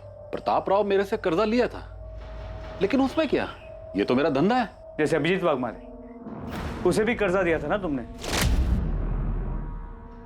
आप उसके कर्जे को प्रताप राव के कर्जे से जोड़कर क्या खिचड़ी पका रहे हो? खिचड़ी तुम्हें समझ तो आ गई होगी, बस नाटक कर रहे हो। चुपचाप चलो हमारे साथ। प्रदीप ध्यान रख, ये तो हो गो। हाँ मैंने धमकी दी थी मैडम, पर वो धमकी नहीं थी, बस बातचीत थी। हमारे भी बातचीत करने के तरीके से तू अच्छे से वाकिफ होगा कुणाल, काफी बार अंदर जो गया है। मैडम बता तो रहा हूँ, आरती विनीत से बहुत प्यार करती थी, विनीत भी उसको पसंद करता था, खाली निकिता की वजह से छुपा रहा था। निकिता भी कम नहीं थी मैडम, विनीत को कब्जे में करके रखा था उसने, फंसाया था उसको। देख मेरे को बिल्कुल पसंद नहीं है कि तू एक साइड में मेरी बहन के साथ लाइकिंग खेले और दूसरी साइड में वो निकिता के साथ चक्कर चलाए। कुणाल प्लीज समझना, मैंने निकिता को कमिट किया है। कट हो गया अभी वो। देख मेरी बहन आरती तेरे से बहुत प्यार करती है, उसका दिल नहीं दुखना चाहिए, और निकिता को कैसे बाहर करना ये अब तू देख। आज से तेरा सारा लाइकिंग मेरी बहन के लिए रहेगा, समझा? और अगर ऐसा नहीं हुआ ना तो मेरे को बहुत बुरा लगेगा, और तेरे को मालूम है मेरे को बुरा लगेगा तो मैं क्या करूंगा। मैडम प्यार का मामला था इसलिए प्यार से ही निपटाया था। तो चिंता मत कर, हम भी तेरे से प्यार से पूछेंगे, बस इतना ध्यान रखना हमें बुरा ना लग जाए। मैं कुछ समझा नहीं प्रदीप, तुम क्या कहना चाहते? अरे पुलिस जाधव भाव को उठा के ले गई है पूछताछ करने के लिए, लेकिन क्यों? तुम्हारी लड़की के केस में प्रताप भाव तुमको चलना पड़ेगा, समझाना पड़ेगा उन लोगों को। हाँ साहब, देखा मैंने इस आदमी को, ये अपनी दुकान पे आया था अमित भाव से मिलने, फिर अमित भाव इसको तुरंत लेके बाहर चले गए थे। यहाँ नहीं, मेरे पीछे 27 अप्रैल को अमित को जो फोन आया था उसके बारे में जानते हो? जी साहब, मैं उस टाइम दुकान पे ही था अमित भाव के साथ। मेरी बहन ये कब पैदा हो गई? मेरी कोई बहन है ही नहीं। हेलो, अजीब आदमी है, कुछ भी बकवास किया जा रहा है। दिनेश एक काम कर, थोड़ा काउंटर सवाल में आता हूँ। जी बाब। फिर अमित भाव थोड़ी देर बाद वहां से बाहर चले गए थे, बस उसके आगे मैंने कुछ नहीं सुना साहब। क्या वो फोन इस हिस्ट्री शीटर किशोर कदम ने किया था? अमित की इसी से बात हुई थी? अमित भाई, आपका काम हो गया। अभी लड़की आपको कोई परेशान नहीं करेगी। दिनेश, तुम इकलौते आदमी हो जिसने अमित को किशोर कदम के साथ मिलते जुलते देखा था। अमित की प्लानिंग के बारे में और क्या जानते हो? साहब, मेरे को जो कुछ भी मालूम था मैंने आपको सब कुछ बता दिया। और साहब, आपको मेरे को सुरक्षा देनी होगी। साहब, अमित भाव बहुत खतरनाक आदमी है साहब, उसको ये सब मालूम पड़ेगा। घबराओ मत दिनेश, तुम्हें कुछ नहीं होगा।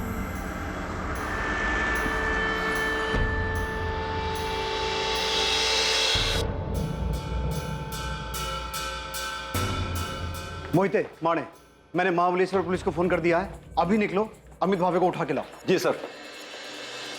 अमित भावे, निकिता आप्टे का कजन, उसे पुलिस ने हिरासत में ले लिया था। उन्हें शक था कि इस भयानक वारदात में उसका हाथ है, क्योंकि हिस्ट्री शीटर किशोर कदम, जिस पर पुलिस को शक था, इस जुर्म को अंजाम देने के लिए इन्वेस्टिगेशन में अमित के साथ उसके संबंध सामने आए थे। दूसरी तरफ आरती तांबे का भाई कुणाल सामंत भी निकिता के केस में संदिग्ध था, और साथ ही साथ पुलिस को साहूकार विक्रम जाधव पर भी गहरा शक था। आरती, ये तुम्हारे कजन कुणाल सामंत की फोन लोकेशन है, जिसमें साफ दिखाई दे रहा है कि 27 अप्रैल को ये उसी एरिया में था जहां से हमें निकिता की लाश मिली। हाँ, तो मुझे इसके बारे में कुछ नहीं पता। मैडम, मैं आपको पहले ही बता चुका हूँ। हो सकता मैं वहां से निकला हूँ, लेकिन अब सातारा इतना बड़ा भी शहर नहीं है कि किसी एक जगह से निकलना बड़ी बात है। अब मैं वो दिन वो टाइम उधर से क्रॉस किया और उधर ही निकिता के साथ कुछ हुआ तो आप मेरे को फंसाओगे? मतलब क्यों आरती?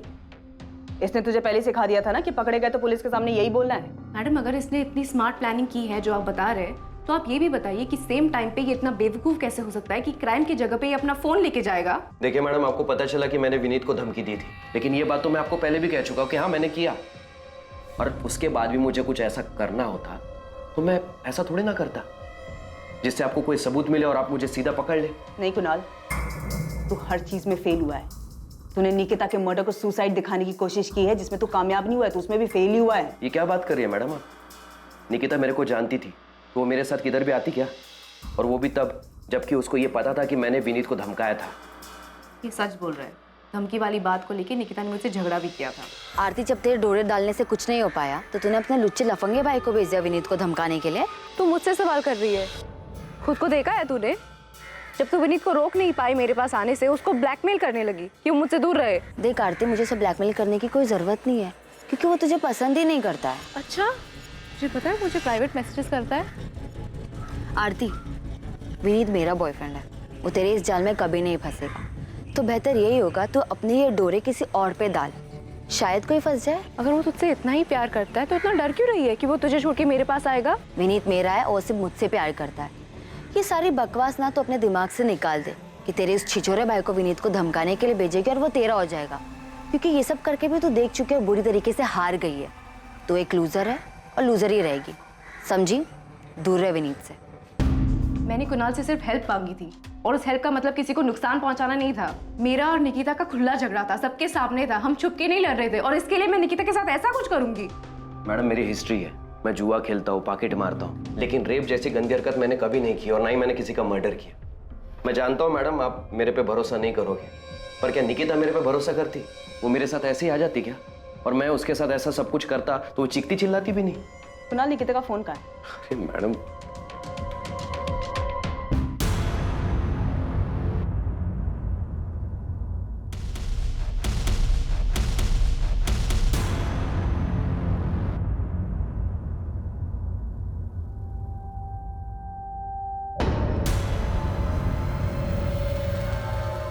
हमारे पास सबूत है कि 27 अप्रैल को जब निकिता का रेप और मर्डर हुआ था तो क्राइम सीन के आसपास ही था। मैडम, उस दिन मैं किसी काम से वहां गया होऊंगा, पर मैं निकिता को नहीं मिला। मैंने उसके साथ कुछ भी नहीं किया मैडम, मैं सच बोल रहा हूँ। ये एक लव ट्रायंगल था जहाँ पे हम एक दूसरे के खिलाफ थे, दुश्मन थे हम एक दूसरे के, झगड़ा करते थे हम एक दूसरे के साथ, लेकिन फिर भी मैं कुणाल को निकिता के पीछे नहीं भेजूंगी। इतनी सी बात आपको समझ नहीं आती? नहीं आ रही समझ, क्योंकि ये झूठ है आरती। सच ये है कि तूने इस गुंडे को भेजा था विनीत को धमकाने के लिए कि ये निकिता से दूर है, लेकिन ऐसा हुआ नहीं। सच ये है कि निकिता अब जिंदा नहीं है, ये बताने के लिए कि ये गुंडा कई बार गया तो उसे धमकाने के लिए। सच ये है कि निकिता जिंदा नहीं है, बताने के लिए कि उसका रेप और मर्डर इसी कुणाल ने किया है। और इन सब के बावजूद तेरी सारी दलीलें झूठी साबित होती है, क्योंकि जब ये सब हुआ था तू क्राइम सीन के पास था। तुम दोनों से ना बहुत प्यार से बात कर ली है मैंने, तुम दोनों को प्यार की भाषा पच नहीं रही है। मोहिते, डाल इसको जेल में और तब तक कूट जब तक सच बाहर नहीं आ जाता है। अरे मैडम, मेरी बात तो सुनिए।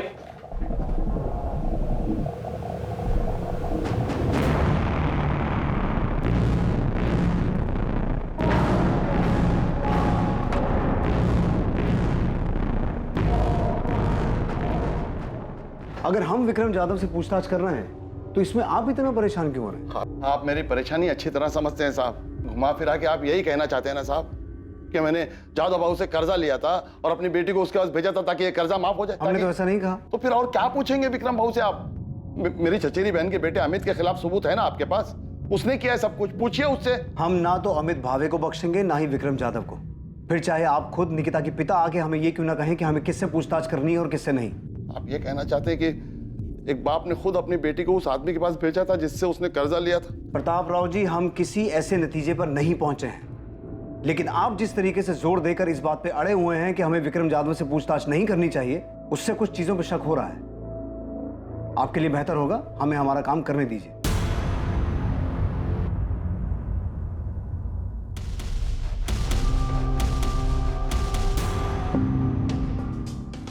अलका और अभिजीत के सुसाइड करने के बाद मैं माना था मैं गलती किया था, एक जानवर जैसा। जानवर जैसा नहीं, तू जानवर ही है विक्रम जाधव। हाँ साहब, मैं माना मुझे वैसा नहीं करना चाहिए था। जिस बात से बाद में तू अदालत में मुकर गया कि तूने अलका वाघमारे के साथ ऐसा कुछ किया था, और वो बेचारी भी मरने से पहले ऐसा कुछ छोड़ के नहीं गई जिससे तुझे तेरे किए की सजा मिले। सुरवे, हमारे पास इस बात के पुख्ता सबूत थे कि अलका वाघमारे को विक्रम जाधव की कोठी के बजाय फ्लैट पे बुलाया गया अकेले, जो कि मानदेव चौक में है। हमने विक्रम जाधव को अरेस्ट भी किया, पर उसने यही कहा कि उसने कभी पैसों को लेकर अलका या उसके पति पे दबाव नहीं डाला। मूल तो छोड़ो, 2 साल से ब्याज भी नहीं दे पा रही थी, जिसका इसने फायदा उठाया। और जब ये नहीं टूटा तो हमने इसके राइट हैंड प्रदीप को तोड़ा। एक आदमी और एक औरत ने सुसाइड किया प्रदीप, और तू जानता है कि ये सब तेरे उस जादव भाव के इशारे पे हुआ है। देख, वो तो जेल में जाएगा ही, अगर तू नहीं बोला तो तू भी जेल जाएगा। सच बोल रहा हूँ, अलका बहन खुद उधर आई थी। साहब ने खाली अभिजीत भाव को बोला था। अभिजीत भाव ने खुद अलका बहनी को उधर भेजा था साहब। जादव भाव, इनके घर का कीमत अभी कुछ 14-15 लाख होगा, उतने में हो जाएगा। भाव, मैं हाथ जोड़ता भाव, ऐसा मत करो भाव, सर से छत मत छीनो भाव, मैं सारा पैसे दे दूंगा भाव। तू खाली बोलता है, लौटाता नहीं। शुरू में खाली 4 महीना तू ब्याज भरा है, उसके बाद हर बार तू आता है खाली जबान देकर चला जाता है। अभी क्या करेगा तेरा खाली जबान का? मैं जैसे जैसे होगा पैसे दे दूंगा भाव। ठीक है, अभी अगर तू ये जबान और दुहाई देने की बात छोड़कर कुछ और देने की बात करे तो मैं तेरा थोड़ा बहुत ब्याज, थोड़ा बहुत क्यों, बहुत सारा पैसा भी माफ कर सकता हूं। जादव भाव ने खाली प्रपोजल दिया था, कोई जबरदस्ती नहीं की थी। प्रपोजल नहीं कहते इसे कहते हैं मजबूरी का फायदा उठाना, समझा? जिस दिन तेरे सेठ ने अलका के साथ ये सब कुछ किया था ना, उसी दिन अलका और उसके पति अभिजीत ने सुसाइड कर लिया था। पाड़ेकर, तुम्हें क्या लगता है निकिता के केस में भी यही हुआ होगा? इस विक्रम जाधव ने निकिता के बाप को प्रपोजल दिया, विक्रम ने निकिता के साथ जबरदस्ती की और 100% यही हुआ होगा। नहीं तो एक सीधी सादी पढ़ने लिखने वाली लड़की जिसकी लाइफ में कोई प्रॉब्लम नहीं है, वो भला अचानक सुसाइड क्यों करेगी? पता नहीं, लेकिन मुझे यकीन है कि ये सुसाइड नहीं, मर्डर है। फिर बोल नहीं सकता, मगर ये कंफर्म है कि ये आदमी औरतों के मामले में घटिया है। साहब, मैं मानता हूं मैं गलत किया, पर अभिजीत और अलका के बाद आई शपथ मैंने ऐसा कुछ नहीं किया। और ऊपर से जब मेरे को पता चला कि प्रताप राव के साथ ऐसा कुछ हुआ है तो मैंने सामने से खुद जाकर उसका कर्जा माफ किया। तो तू अब धर्मात्मा बन गया है जो सामने से जाके माफ किया? नहीं साहब, मैं धर्मात्मा नहीं बना साहब, मैं डर गया था। जब मुझे पता चला कि प्रताप राव के लड़की ने सुसाइड की करके, तो मेरी हालत टाइट हो गई। मैं समझ गया कि ले दे के प्रताप राव के कर्जे की बात सामने आएगी तो मेरी भी हिस्ट्री खुल जाएगी। इसलिए साहब मैं सच बोल रहा हूँ, मैंने सच्चे मन से उसका कर्जा माफ किया। साले, पहले उसकी बेटी के साथ ये सब करेगा, फिर कर्जा माफ करने का नाटक करेगा? नहीं साहब, मैंने कुछ नहीं है किया साहब, आप बेकार में मेरे पीछे पड़ के असली मुजरिम को खुला छोड़ रहे हो। आई शपथ, मैं बोल रहा हूँ साहब, मैंने कुछ नहीं किया साहब, मैंने कुछ नहीं किया। सचिन, इसके राइट हैंड प्रदीप को उठाओ। अलका वाघमारे केस में वो टूटा था, इस केस में भी वही टूटेगा। तबीयत से धुलाई करो उसकी। लेकिन सर, मुझे नहीं लगता कि इस केस में ये विक्रम इन्वॉल्व है। अलका वाघमारे केस में विक्रम ने अलका का यूज किया और उसके बाद अलका और उसके पति ने सुसाइड किया। लेकिन सर, इस केस में सचिन, मैं जानता हूं तुम्हें लगता है ये सुसाइड नहीं मर्डर है, लेकिन अगर कोई इस केस को सुसाइड की शक्ल देकर मर्डर को छुपा सकता है तो सुसाइड को कवर अप करने के लिए कोई इस केस को मर्डर की शक्ल भी दे सकता है। ये जादव बहुत घटिया इंसान है। ब्याज कम करने के नाम पर अभिजीत वाघमारे को उसकी बीवी को अपने पास बुलाने का प्रपोजल दे सकता है, तो ये भी कर सकता है। ऐसे वाहियात इंसानों की फितरत कभी जाती नहीं। इसे लगा ही नहीं होगा कि निकिता सुसाइड कर सकती है। इसे क्या, निकिता के बाप को भी नहीं लगा होगा। बाहर वाले लोग जो बातें बना रहे हैं तो अलग, और मालती, शिवम, तुम लोग मुझसे ऐसे घटिया सवाल कैसे कर सकते हो कि मैंने निकिता को जादव के पास भेजा था? तुमको लगता है कि मैं ऐसा करूंगा? और आपको क्या लगता है ताई सुसाइड क्यों करेगी? उस आरती की वजह से। उसने सुसाइड नहीं किया है, ये सब उस कमीने अमित भावे ने किया है। उसने पुलिस को झूठ बोला है कि उसको गुमनाम फोन आया था। ये सब उस हिस्ट्री शीटर किशोर कदम ने किया है। पुलिस उस किशोर कदम को पकड़ नहीं पा रही है, इसलिए अपने आप को बचाने के लिए विक्रम की बलि चढ़ाना चाहती है।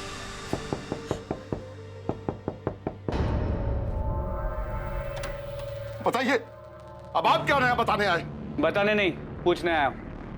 आपने हमें ये क्यों नहीं बताया कि विक्रम जाधव आपसे मिलने आया था और आप दोनों के बीच में डील हुई थी?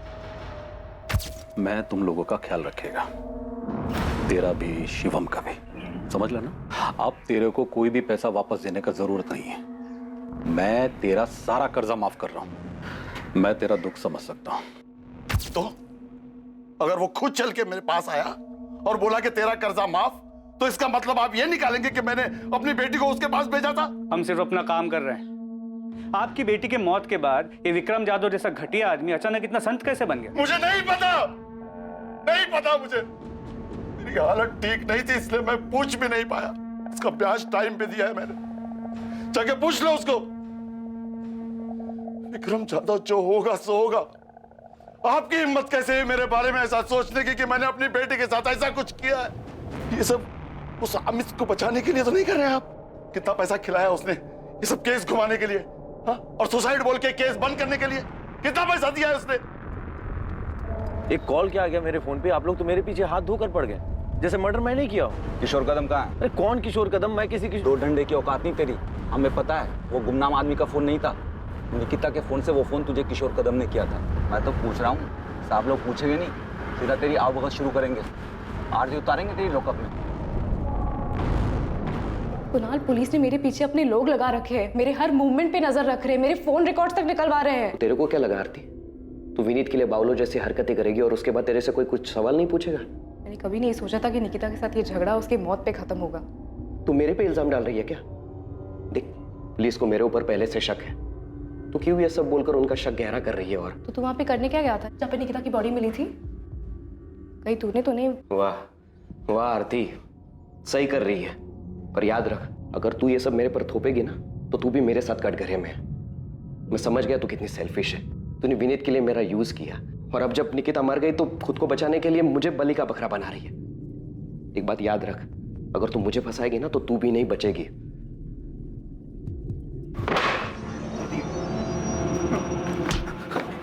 पिछली बार तू बच गया था, इस बार नहीं बचेगा। मैं सच बोल रहा हूं, तेरी लाश तक नहीं मिलेगी। जब मैंने पिछली बार सब सच बता दिया, भाव ने क्या किया, तो अभी मैं झूठ क्यों बोलूंगा साहब? कसम से साहब, वो लड़की उधर अगर आई भी होगी और भाव ने उसके साथ कुछ किया भी होगा तो मेरे को नहीं मालूम। तेरे भाव ने प्रताप राव का कर्जा क्यों माफ किया, वो भी निकिता के मरने के बाद? जितना मुझे मालूम है, भाव लड़की के मरने के बाद बहुत डर गया था। उसको वो अलका वाघ मारे वाला मामला याद आ गया था। अभी अगर भाव और प्रताप राव किसी खोपचे में कोई डील किए होंगे तो मेरे को नहीं मालूम। निकिता का फोन कहाँ है? नहीं पता साहब। निकिता उधर मेरे सामने नहीं आई। आई होती तो मैं फोकट में इतना मार खाता, झूठ बोलता, वो भी भाव को बचाने के लिए। ये दुकान में काम करने वाले दिनेश को खड़ा करूं तेरे सामने, बुलाऊं उसे? वो भी बोलेगा और तेरे कॉल रिकॉर्ड्स भी यही बोलेंगे कि तेरी किशोर कदम से बातचीत हुई थी। मैं मानता हूँ कि किशोर से मेरी बात हुई। उसे बातचीत नहीं, उसे साजिश कहता है, जो तूने किशोर के साथ मिलके की थी, कि पहले निकिता का रेप करना और फिर उसे पेड़ से लटका देना। बोल, यही प्लानिंग की थी ना तूने? नहीं सर, मैंने किशोर कदम को हायर किया था सिर्फ प्रताप मामा को धमकाने के लिए, ताकि वो मेरी जमीन मुझे वापस कर दे, और जो केस कोर्ट में चल रहा है वो केस कोर्ट के बाहर ही खत्म हो जाए। केस तो बहुत लंबा चलेगा और बहुत भारी पड़ेगा तुझ पे। सिर्फ धमकी देने के लिए हायर किया था उसे, तो प्रताप राव को धमकी दी उसने? सर मुझे नहीं पता कि काम किया कि नहीं किया, लेकिन निकिता को नुकसान पहुंचाने जैसी कोई बात नहीं हुई थी। भाव, खाली धमकी देने से कुछ नहीं होगा। उनको मालूम हो जाएगा धमकी तुम दिलवाए। पहले से कितना लुच्चा है तुम लोगों का, मालूम नहीं है तुमको? अब लेकिन ऐसा कुछ और नहीं करने का है, सिर्फ धमकी देना है, सिर्फ धमकी। तो अभी बोले ना उसका एक बेटा है, एक बेटी है, दोनों में से किसी एक को। अरे नहीं, ऐसा कुछ नहीं कराना है। ठीक है फिर, खाली धमकी का 1 लाख लगेगा, 50 एडवांस। और एक बार धमकी देने से कुछ नहीं होगा, कम से कम 3-4 बार देनी पड़ेगी, तब जाके असर होगा। ठीक है, ये रहा एडवांस। और याद रहे, हाँ, सिर्फ धमकी देनी है, सिर्फ धमकी। किशोर कदम कहाँ है? सर मुझे नहीं पता कहाँ है वो। तूने निकिता को इसलिए टारगेट किया था ना कि तूने उसे सेटलमेंट करवाने के लिए फ़ोन किया था और उसने तुझे उल्टा सुना दिया? नहीं सर, मैंने ऐसा कुछ भी नहीं करवाया, और किशोर को सिर्फ मैंने जबानी धमकी देने के लिए कहा था। और तुझे क्या लगा वो इतना दूध का दूल्हा है कि तू जितना कहेगा वो उतना ही करेगा? साले रेप की हिस्ट्री है उसकी। किशोर कदम का फोन कब से बंद है? जब से क्या? जब से निकिता के नंबर से मेरे नंबर पे फोन आया था, तब से उसका नंबर बंद है। तुझे उस दिन फोन किशोर ने किया था, अपने फोन की बजाय निकिता के फोन से। उल्टा तुझे टोपी पहना गया वो, है ना? तो मुझे भी उस दिन 1 मिनट के लिए ऐसा ही लगा था कि कहीं किशोर ने कोई अलग कांड तो नहीं कर दिया, लेकिन मैं सच कह रहा हूँ सर, उस दिन फोन पर किशोर नहीं था। अजीब आदमी है, कुछ भी बकवास किया जा रहा है। सर मुझे बाद में ठनका कि कहीं किशोर ने मुझे फंसाने की कोई चाल तो नहीं चल दी। सर मैं बहुत घबरा गया था, मैंने किशोर को फोन किया, उसका फोन बंद आ रहा था सर, आज तक बंद है। तो तू उसी टाइम समझ गया था कि बहन मतलब निकिता, और किशोर ने 100% उसके साथ कुछ किया है। उस दिन किशोर को सिर्फ मैंने धमकी देने के लिए कहा था और कुछ नहीं। और जो फोन पे आवाज थी सर वो किशोर की नहीं थी। सर मैं सच कह रहा हूँ, मैं झूठ नहीं कह रहा। उस समय तक सारे नंबर मेरे मोबाइल में ट्रांसफर नहीं हुए थे, और किशोर को सिर्फ मैंने धमकी देने के लिए पैसे दिए थे। अच्छा, मतलब वो रेप और मर्डर उसने अपने मन से किए थे। चल मान लिया हमने कि तू बहुत ही शरीफ आदमी है। जा महाबलेश्वर जा अपने घर, जा आराम कर, जा जा। जब तक किशोर कदम मिल ना जाए ना, इसकी खूब सेवा करो, दिल से सेवा करो। निकिता के साथ जो कुछ भी हुआ है, यही साला उसकी जड़ है। सर मैं सच कह रहा हूं, मैंने कुछ नहीं किया सर। सर क्या वाकई किशोर कदम ने अमित की बात अनसुनी करते हुए इस जुर्म को अंजाम दिया था? अमित भावे की बात का तथ्य तब तक साबित नहीं हो सकता था जब तक किशोर कदम पुलिस के हाथ नहीं लगता और उससे पूछताछ नहीं हो जाती। किशोर तक पहुंचने के लिए पुलिस ने महाराष्ट्र के हर शहर में उसकी तलाश शुरू कर दी थी। उसकी खबर देने वाले को इनाम देने की घोषणा तक की गई थी। किशोर को गिरफ्त में लेने के लिए शहर और शहर के बाहर के सभी पुलिस नेटवर्क उसकी तलाश में लगा दिए गए थे। मुझे किशोर कदम नाम के आदमी ने कभी कोई धमकी नहीं दी, पर इस बात में कोई शक नहीं है कि जो कुछ मेरी बेटी के साथ हुआ है उसमें अमित का हाथ। सीधे सीधे इस सवाल का जवाब दीजिए। जब हमने आपसे पहले पूछा था कि आपका किसी के साथ कोई झगड़ा है, कोई दुश्मनी है, तब आपने हमें क्यों नहीं बताया? क्योंकि मुझे पता नहीं था साहब। मैं सोच भी नहीं सकता था कि जो आदमी मेरा रिश्तेदार है वो जमीन की लालच में इस हद तक गिर सकता है। मुझे ये भी कहाँ पता था कि निकिता का कोई बॉयफ्रेंड था, और ना ये पता था कि रोज की तरह वो उस दिन भी कॉलेज तो जा रही थी पर कभी लौट कर नहीं आई थी, और मिलेगी भी तो इस हाल में। किशोर कदम अब पुलिस के लिए सबसे अहम संदिग्ध था, पर क्या वो सच में गुनहगार था? अमित ने जो उसे काम सौंपा था, उसने उससे बढ़कर ये घिनौनी हरकत की थी। दूसरी तरफ विक्रम जाधव, जिसने निकिता के पिता को कर्जा दिया था, और कुणाल सामंत, जिसने अपनी बहन के लिए विनीत को धमकी दी थी, वो दोनों भी संदिग्ध बने हुए थे, लेकिन उनके खिलाफ कोई पुख्ता सबूत नहीं मिल पा रहे। इन सब के अलावा भी कोई था जो इन घटनाओं से परेशान था जो निकिता के साथ घटी थी। ऐसा भी कुछ था जो निकिता का बॉयफ्रेंड विनीत शुरू से जानता था, या शायद बहुत कुछ जानता था जो उसने पुलिस को नहीं बताया था। क्या विनीत कुछ छुपा रहा था? सर, किशोर कदम कोल्हापुर में पकड़ा गया है। ग्रेट। इस केस की सबसे अहम कड़ी अब हमारे हाथ लगी है। प्रतिमा, क्या लगता है तुम्हें, विक्रम जाधव और कुणाल सामंत को अब अंदर रखने से कोई फायदा है? उनसे और कुछ मिल सकता है? सब विक्रम जाधव के एंगल में अभी तक हमें कुछ भी नहीं मिला है। हमने काफी लोगों से पूछा, काफी छानबीन की, लेकिन किसी ने भी निकिता को उसकी कोठी या फिर उस फ्लैट के आसपास नहीं देखा जहां पे उसने अलका वाघमारे को बुलाया था। और कुणाल सामंत? सर, उससे भी हर तरीके से पूछताछ की, लेकिन वो टूटने को तैयार ही नहीं है। सर, मुझे अभी भी लगता है कि आरती का इससे लेना देना है। जो अमित के केस में है वो आरती के साथ भी हो सकता है। कि बात सिर्फ निकिता को विनीत से अलग करने की थी, लेकिन कुणाल उससे आगे बढ़ गया। सर, अब तो आरती को भी लगता है कि कुणाल ने किया है। बोल रहा हूँ ना साहब, मैं 27 अप्रैल को था ही नहीं इधर ही सतारा में। किशोर तो एक केस में बेल पे है ना, पर घबरा मत, इस केस में तो जेल नहीं जाएगा। हाँ साहब, इधर एनकाउंटर करके केस बंद करने का प्लान है, तो इधर ही ठोक दो ना। काय को खाली पोकट सतारा में लेके जा रहे हो? मैंने तो सिर्फ अपना हिस्सा मांगा था। क्या गलत कर रहा था? क्या गलत था इसमें? ऐसे किसी गुंडे को पैसे देकर धमकी दिलवाना सही काम है? पैसे देकर धमकी इसलिए दिलवाई ताकि कोर्ट के बाहर से मामला सेटल हो जाए। अमित जो आदमी गुंडा है, पैसे लेकर धमकी दे रहा है, वो और कुछ करेगा तो तू रोक लेगा उसे। अब फंसा दिया ना उसने तुझे। सोचा है कभी तेरी वजह से निकिता के साथ में क्या हुआ है? भाई मैंने उससे नहीं कहा निकिता के साथ ये सब करने के लिए। मैंने तो सिर्फ उससे कहा। अमित याद रखना, अगर ये पता चला ना कि निकिता के साथ में उसी ने ये सब कुछ किया तो तू भी उसी जुर्म में अंदर जाएगा। जरा से जमीन के लालच ने तुझे क्या से क्या बना दिया।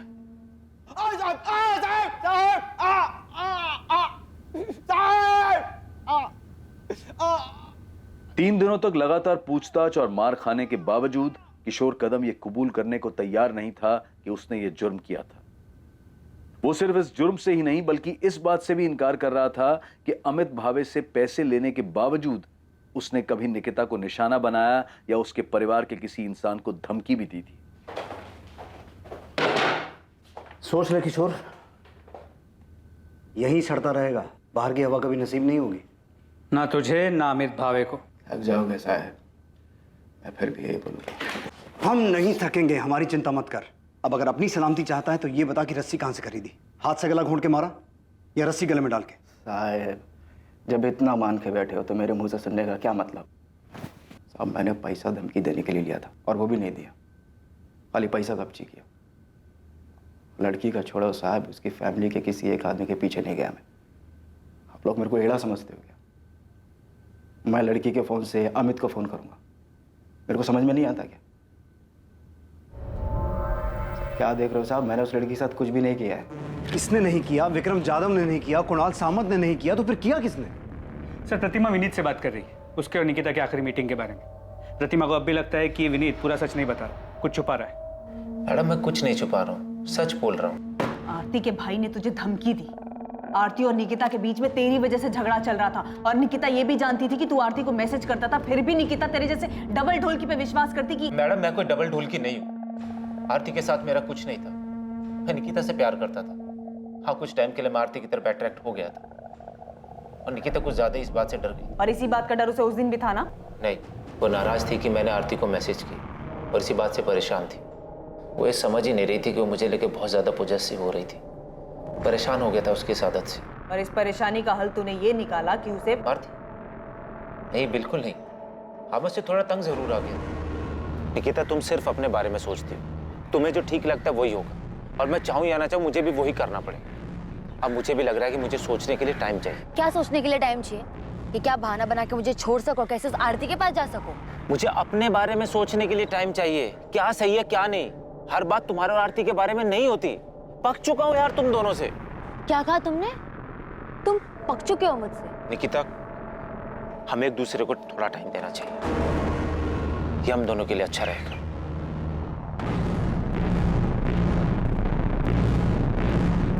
Bye bye.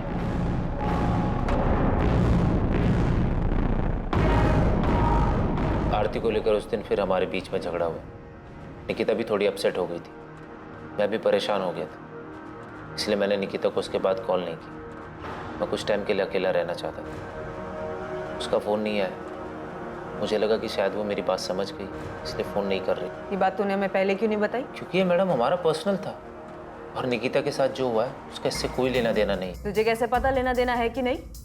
वो मवाली कुणाल या उसकी बावली बहन आरती, उन्होंने निकिता के साथ कुछ नहीं किया होगा? नहीं, मुझे नहीं लगता उन्होंने कुछ किया।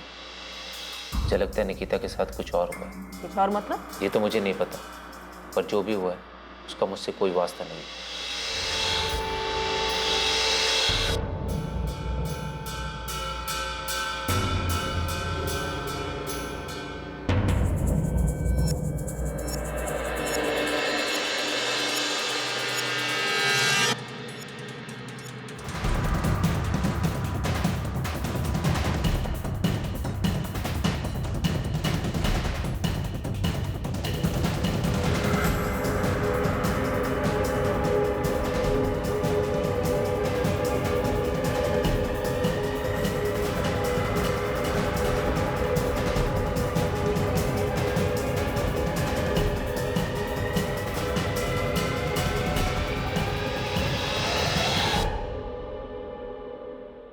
सर मुझे लगता है कि हम इस बात पे अटक गए हैं कि निकिता का मर्डर हुआ है, जो कि इन सस्पेक्ट में से किसी ने अपना मकसद पूरा करने के लिए किया है। प्रतिमा, फिर से ये मत कहना कि तुम्हें अब भी लगता है कि ये सुसाइड का केस।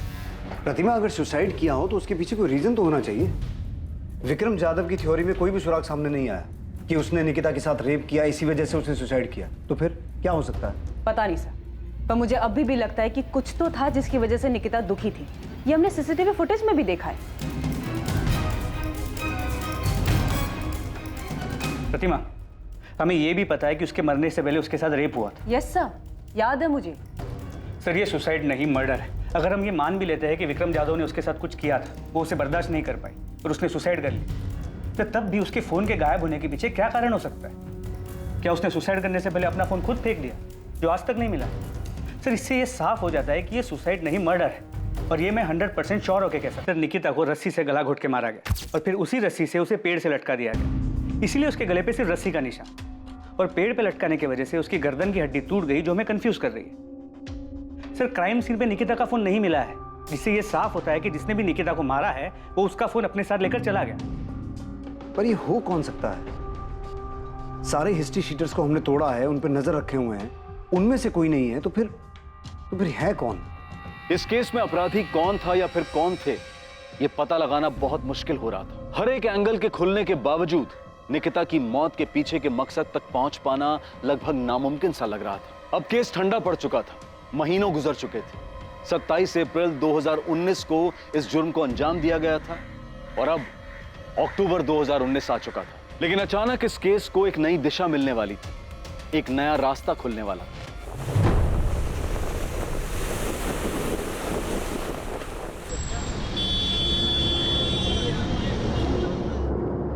हाँ, IMEI नंबर यही है। ये निकिता आप्टे का ही फोन है। कहाँ ऑन हुआ ये फोन? मुंबई में ऑन हुआ? जी सर। और निकिता के फोन में जो नंबर यूज हो रहा है वो ये है 44761।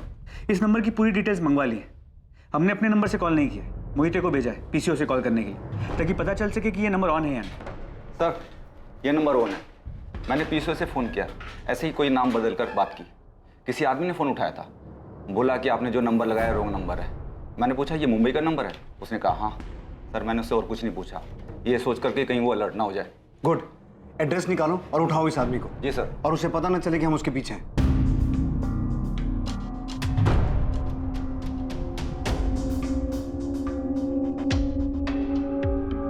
सर, नंबर किसी अविनाश मोरे के नाम पे रजिस्टर्ड, कांदिवली का एड्रेस।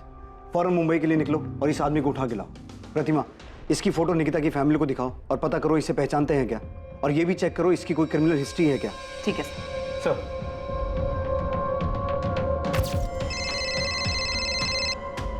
हाँ प्रतिमा, इस अविनाश मोरे का कुछ मिला? नहीं सर, निकिता की फैमिली भी इसे नहीं पहचानती। उन्होंने तो इसका नाम तक नहीं सुना।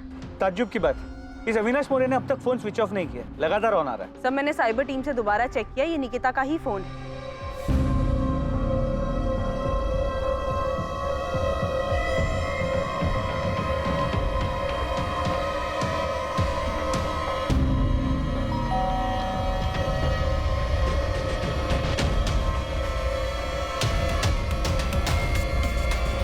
जी अविनाश मोरे? जी भाई हूँ। तू जो फोन यूज करता है वो कहाँ है? आप लोग हैं कौन और ये पूछ क्यों रहे हैं? सतारा पुलिस। और साहब, आप मेरा फोन क्यों देखना चाहते हैं? क्योंकि वो फोन तेरा नहीं, किसी और का है। नहीं, ये तेरा फोन नहीं। साहब, ये मेरा ही फोन है। तेरा नंबर 44761 3 दिन पहले एक फोन में एक्टिव हुआ था, वो फोन कहाँ है? साहब, लेकिन हुआ क्या है? 3 दिन पहले तेरा नंबर जिस फोन में एक्टिव हुआ था वो फोन सतारा के निकिता आप्टे का है, जिसका 6 महीने पहले रेप और मर्डर हुआ है। वो सब तो मुझे पता नहीं है, लेकिन इसी फोन में मैंने 3 दिन पहले सिम डाला था। अविनाश, वो फोन ऐसे नहीं, ऐसे दिखता है।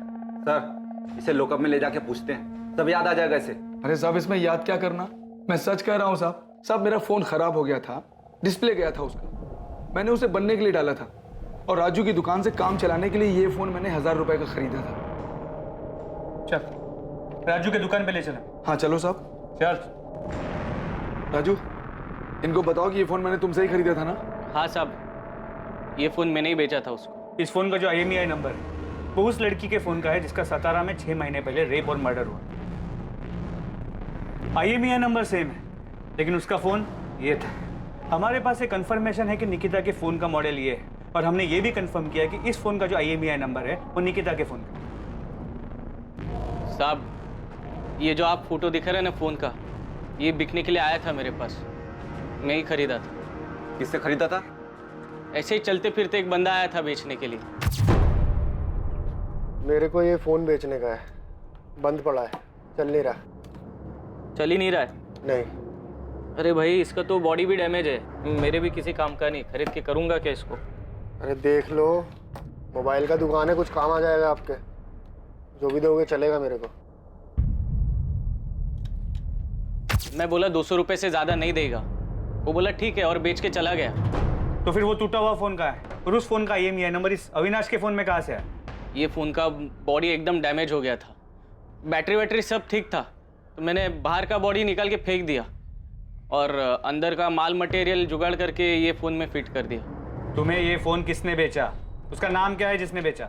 नाम तो याद नहीं साहब, 1-2 महीना हो गया अभी। देख राजू, हमें वो आदमी चाहिए, और अगर वो नहीं मिला ना, हम तेरी जन्म पत्री बना देंगे कि तूने 17 में उस लड़की के साथ रेप और मर्डर किया। खाली पीली मेरे को काहे को फंसा रहे साहब, मैं तो खाली फ़ोन खरीदा था।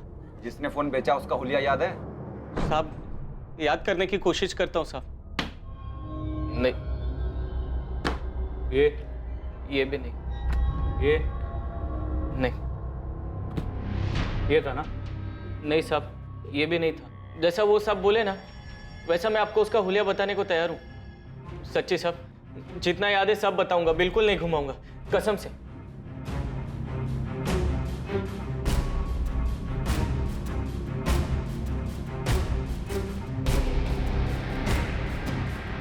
सर, राजू सच बोल रहा है। उसे जितना याद था उसने पूरी ईमानदारी के साथ याद करके स्केच बनवाया। ठीक है, फिर भी यहाँ मुंबई पुलिस को बोलता हूँ इस राजू पे नजर रखें, और तुम पता करो कि निकिता के पहचान में कोई है जो स्केच वाले आदमी को जानता है। ठीक है सर। स्केच को तुम्हारे फ़ोन और मेल दोनों पे भेजा। ये नहीं पता कि ये स्केच उस फ़ोन बेचने वाले आदमी से कितना मिलता। तुरंत स्केच को सभी जगह भेजो, और पता करो कि स्केच से मिलता जुलता दिखने वाला भी कोई आदमी है। यस सर, मैं सभी जगह सर्कुलेट कर देती हूँ। राजू की मदद से जो स्केच बनाया गया वो उस आदमी की शक्ल के काफी नजदीक था जिसने राजू की दुकान पर निकिता का मोबाइल बेचा था। वो आदमी वास्तव में मौजूद था और यकीनन सतारा में ही था, और निकिता से जुड़े लोगों में उसके बॉयफ्रेंड विनीत के अलावा ऐसा कोई नहीं था जिसने इस आदमी को देखा था या पहचान सकता था। कौन है मैडम ये नहीं जानता, लेकिन इसे पार्क में देखा है, जहाँ मैं निकिता हमेशा मिलते थे। इसे बहुत बार पार्क में देखा, मुझे बड़ा अजीब लगता था। मैं और निकिता जब भी मिलते थे हमेशा वहां होता था। क्या ये हमेशा आसपास रहता था? हाँ, ये स्केच पक्का उसी आदमी की तरह दिख रहा है। अगर ये विनीत और निकिता के हर बार मिलने के वक्त वहां होता था तो इसका मतलब है ये सतारा का ही रहने वाला है, और शायद कहीं आसपास का ही हो।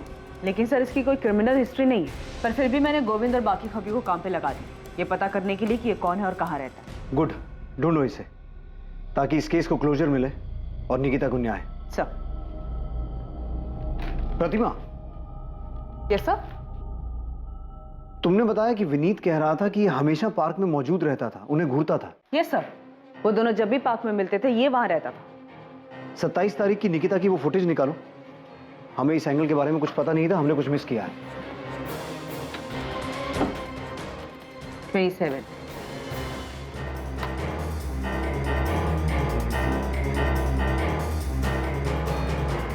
ये निकिता निकली, इसके पीछे तो नहीं दिख रहा है। एक काम करो, निकिता के दिखने से 5-10 मिनट पहले का फोटो चेक करो।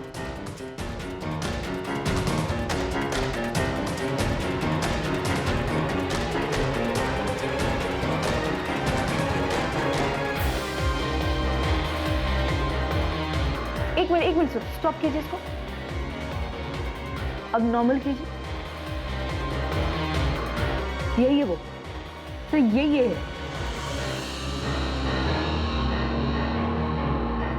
हाँ हाँ सर, ये वही आदमी है। क्या इसी ने निकिता के साथ निकिता का मोबाइल इसके पास था जो उसने मुंबई में जाके बेचा। ये है कौन? साहब, इस तरफ प्रशांत केलकर नाम है इसका, इलेक्ट्रिशियन है, यहीं सातारा का ही है। पुलिस ने इस आदमी का स्केच बनवाया था, उसे 27 अप्रैल की सीसीटीवी फुटेज में पहचान लिया गया और पुलिस अपने मुखबिर की मदद से उस तक पहुंच गई। जी चल आजा। क्या हुआ साहब, क्या बात हो गई? साले 6 महीने से भटका रहा है, पूछ रहा है क्या हो गया? मुझे नहीं पता क्या हुआ। चल अब चल। प्रशांत केलकर नाम है उसका, इलेक्ट्रीशियन है। विनीत ने बताया कि निकिता विनीत जब भी पार्क में मिलते थे ये हमेशा वहां होता था। ये कौन है? ये किशोर कदम की तरह कोई दूसरा आदमी जिसको अमित ने पैसे देकर निकिता को? नहीं, प्रशांत हिस्ट्री शीटर नहीं है। उसे पुलिस स्टेशन ला रहे हैं, फिर पूछताछ करेंगे उससे। मैडम, इस आदमी का मेरी बहन से क्या लेना देना? पता नहीं शिवम, अभी कुछ नहीं बता सकते। ऐसे ही बोलेगा या इलेक्ट्रिक शॉक खाएगा?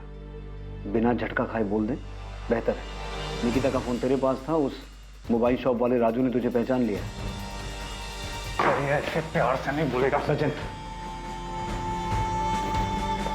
प्रशांत केलकर, निकिता के साथ वो सब तूने किया ना? मैं सही बोल रहा हूँ?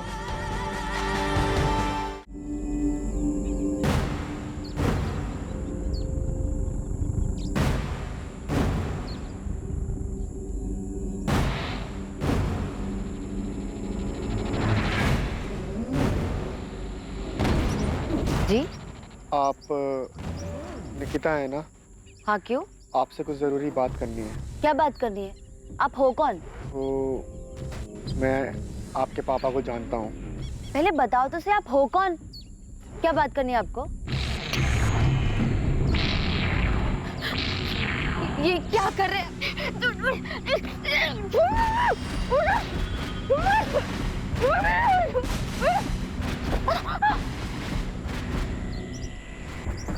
क्या आप मेरे साथ चल, वरना यहीं काट दूंगा। प्लीज मुझे जाने दो। मेरे बैग में कुछ पैसे, मेरी घड़ी, मेरा फोन सब ले लो। प्लीज मुझे ऐसे जाने दो। मुझे ये सब कुछ नहीं चाहिए, मुझे सिर्फ तू चाहिए, सिर्फ तू। कब से तेरे पीछे हूँ, आज जाकर मिली है तू।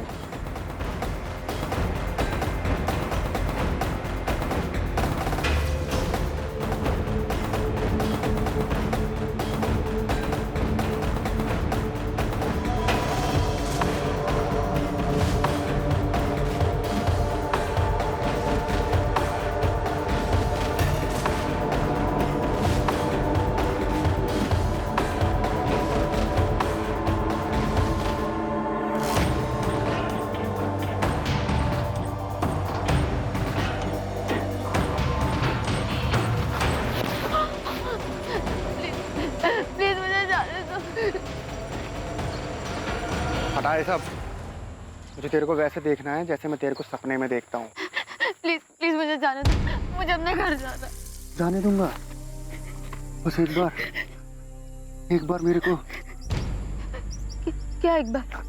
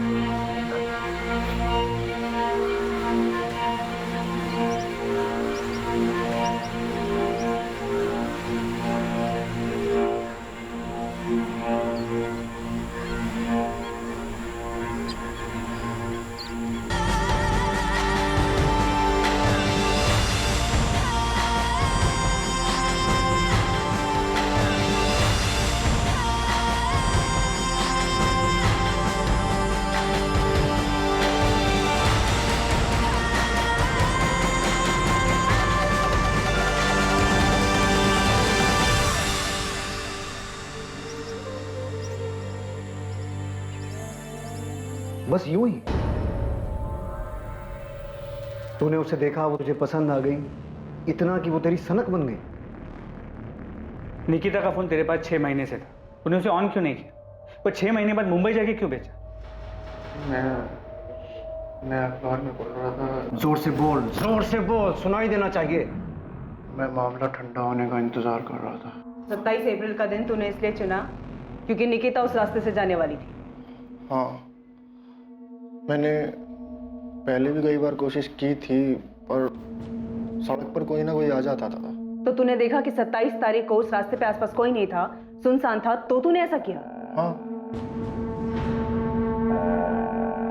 तूने निकिता के भाई अमित को फोन क्यों किया? तू जानता है उसे?